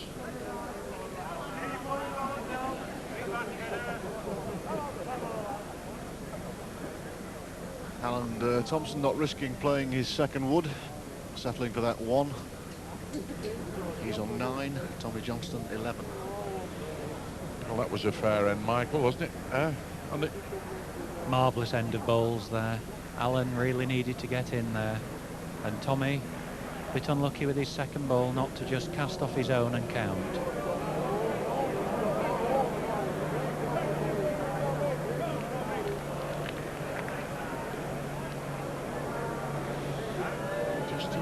Short Thompson there to let the ball drop down onto the jack, but if he misses the block he might go a little way. Oh, it stopped just right.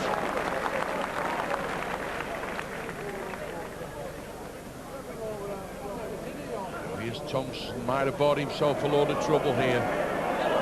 Missed it with the first one and then put the second one too high and played them both short. Now the gate's open for Johnstone to peg a real good double here.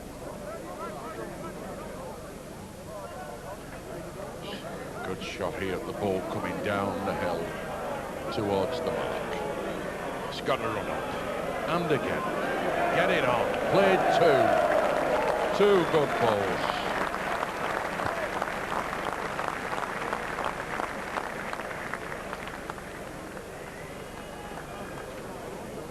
Well, he dug himself a pit to fall in there, Thompson, didn't he, Mike? Yes, he did it. Tommy's forced him to go off his favourite corner, and Allan was obviously going for the other corner, but Tommy's made him pay for it. And Tommy's the one who's dictating the game at the moment.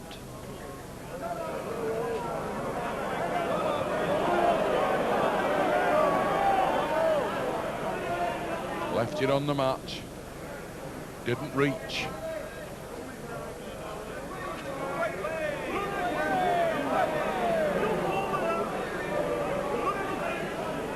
Won it.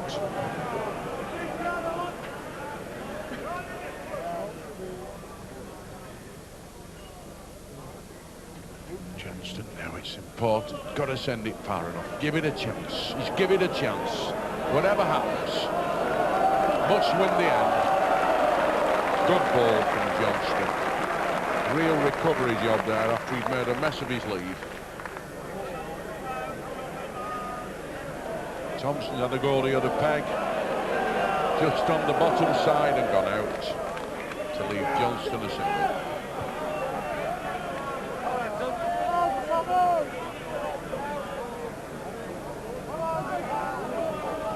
Going into a 5-point lead now, Tommy Johnstone. 14, Allan Thompson on 9. But Thompson, you recall, had similar difficulties in the semi-final match that he played.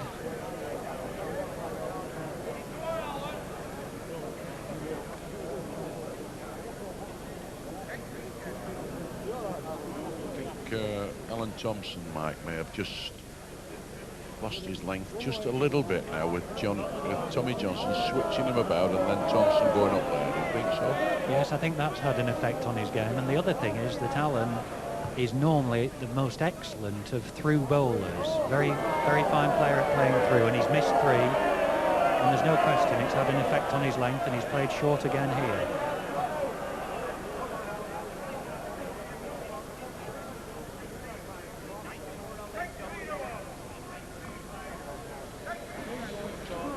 Tommy Johnstone, greater Manchester County man, improved and played another very good ball, stands with a real good double here.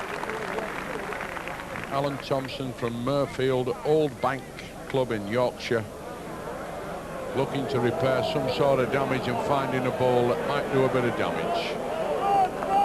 Just trickled away but fell in the right side. An excellent ball, gets full applause from the crowd.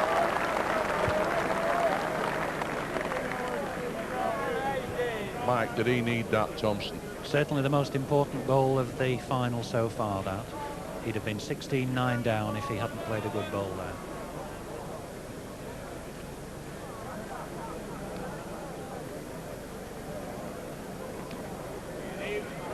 And you couldn't have blamed Tommy Johnstone there for thinking about buying a tin of metal polish, could he, for the Waterloo Cup, because he looked to have two really stone jug bowls on there.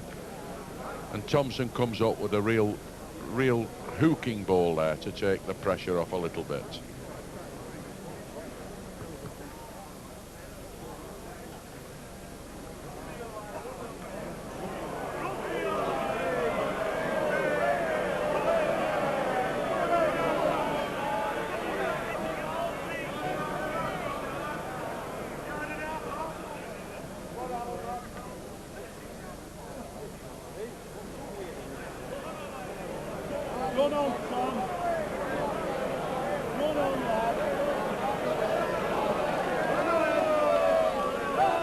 Just wins.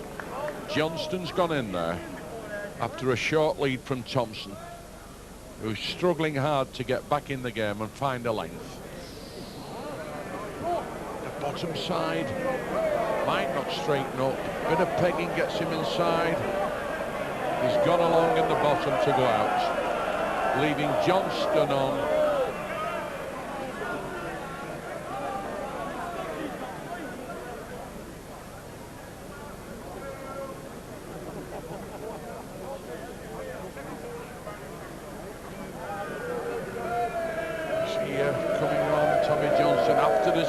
Full flight, looking for a double and getting them. Lovely brace there for Tommy Johnstone. Takes him into a lead now of 16-10.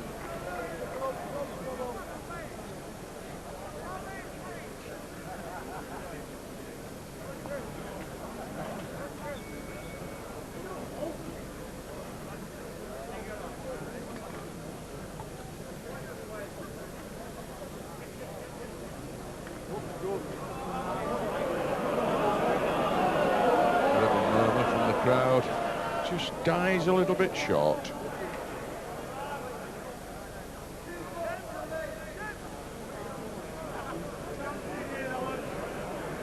Run on and it wins. Still run on, but counted at the end. With Johnstone got to do a repeat job.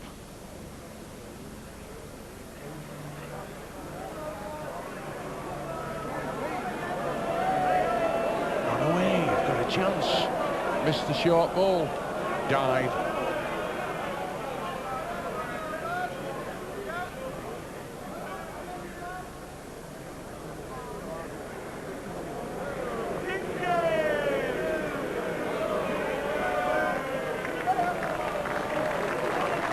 Oh, an excellent double there for Thompson. Real lifeline for him there, Mike.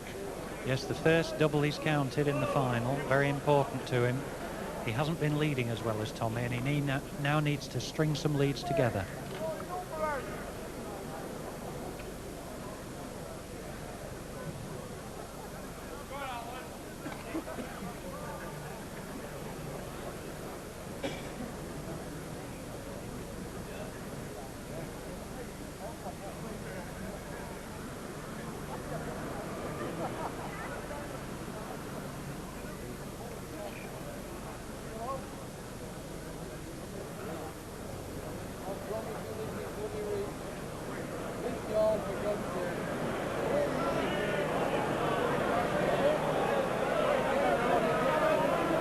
Well, Thompson played one a fair way through. Johnstone, big chance of stepping in here again. Certainly far enough. Got to be stopping.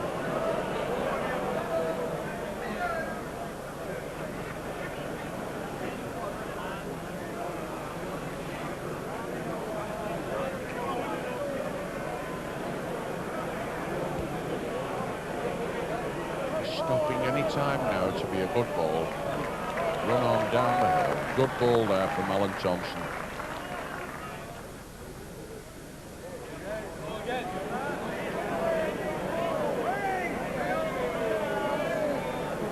Got to run. And a bit more. Get up. Peg hard. Just slipped away in the bottom, leaving Thompson 1.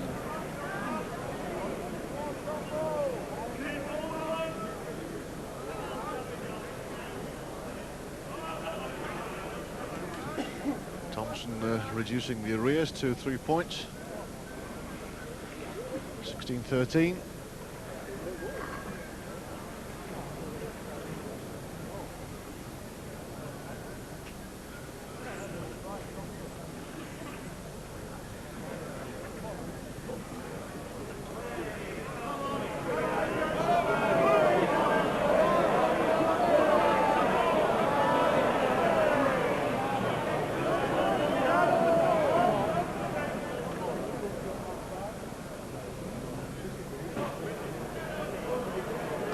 Got to get up here, Johnstone. Get up a little bit and it can win. Won it now, a good ball. Pegged a little and finished up, bang alongside the jack.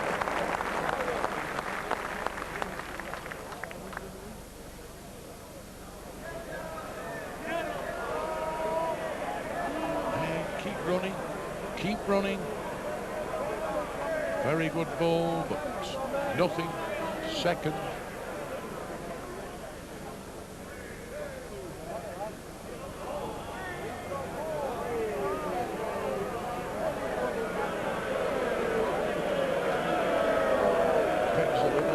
Another 2 great balls there from Tommy Johnstone. Sent them a long way and made them both count. That takes him to 18. This game of 21 up. Just 3 more points needed by Tommy Johnstone from Greater Manchester, from Sale Excelsior Bowling Club, to take the Waterloo title 1985.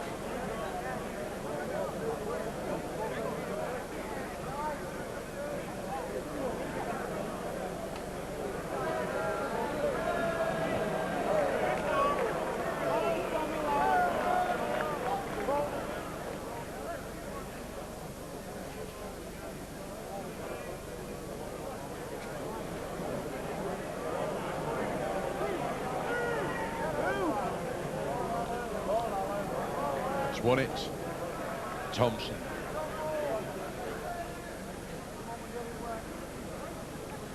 Well, can Johnstone show his confidence by producing another good second ball? And he's played at the end. If he turns the jack over, be a remarkable ball.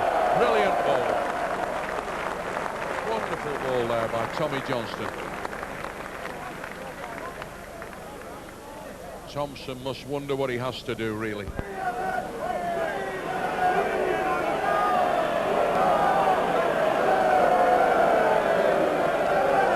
To Johnstone, and that takes him to within 1 chalk of victory. Goes to 20-13.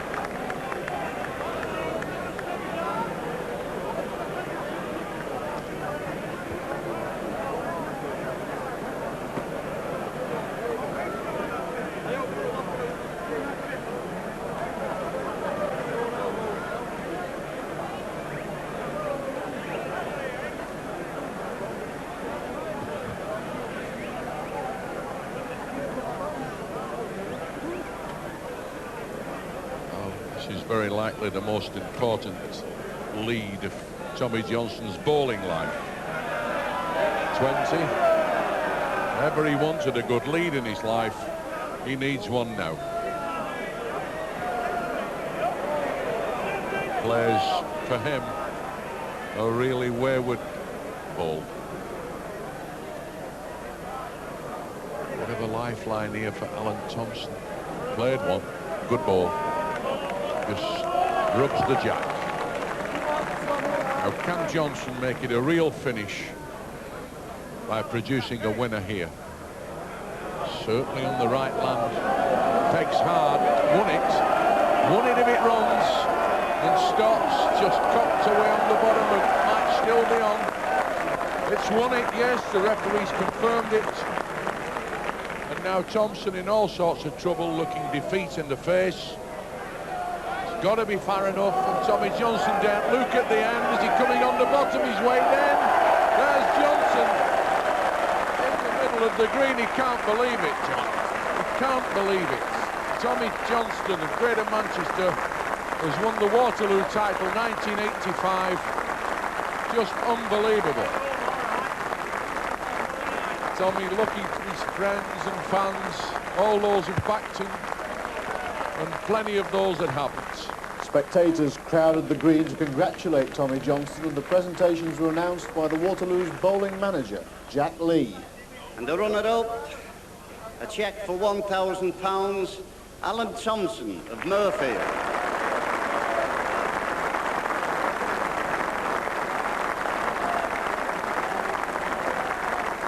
Now, ladies and gentlemen, I'd like to call on Mr. Derek Bell, the sales director of Greenall Whitley, to present to the winner of the 1985 Waterloo Handicap, Tommy Johnstone of Whittington.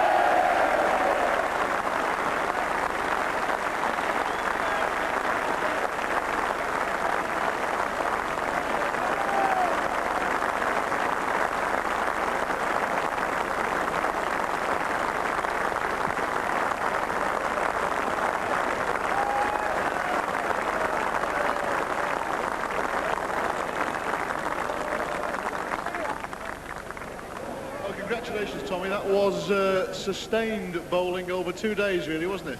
Well, can't speak. I just cannot speak. I tell you what, you've had some great support, haven't you? Well, I think all Manchester's come, I think, like, no, it's fantastic. Which was the hardest game, Tommy? Was it the final or was it before that? Jesus. I think they're all hard, aren't they? All hard. Look at the shakes. We reckon that you might be about the youngest man to have won that trophy. Well, don't know about that. Don't know about Steve Ellis. I think he was only young, wasn't he? I don't know. I don't know if he's actually 25, but what it means is, of course, that you could be here for quite some years to come. Well, I might pack the game in now at the top, right?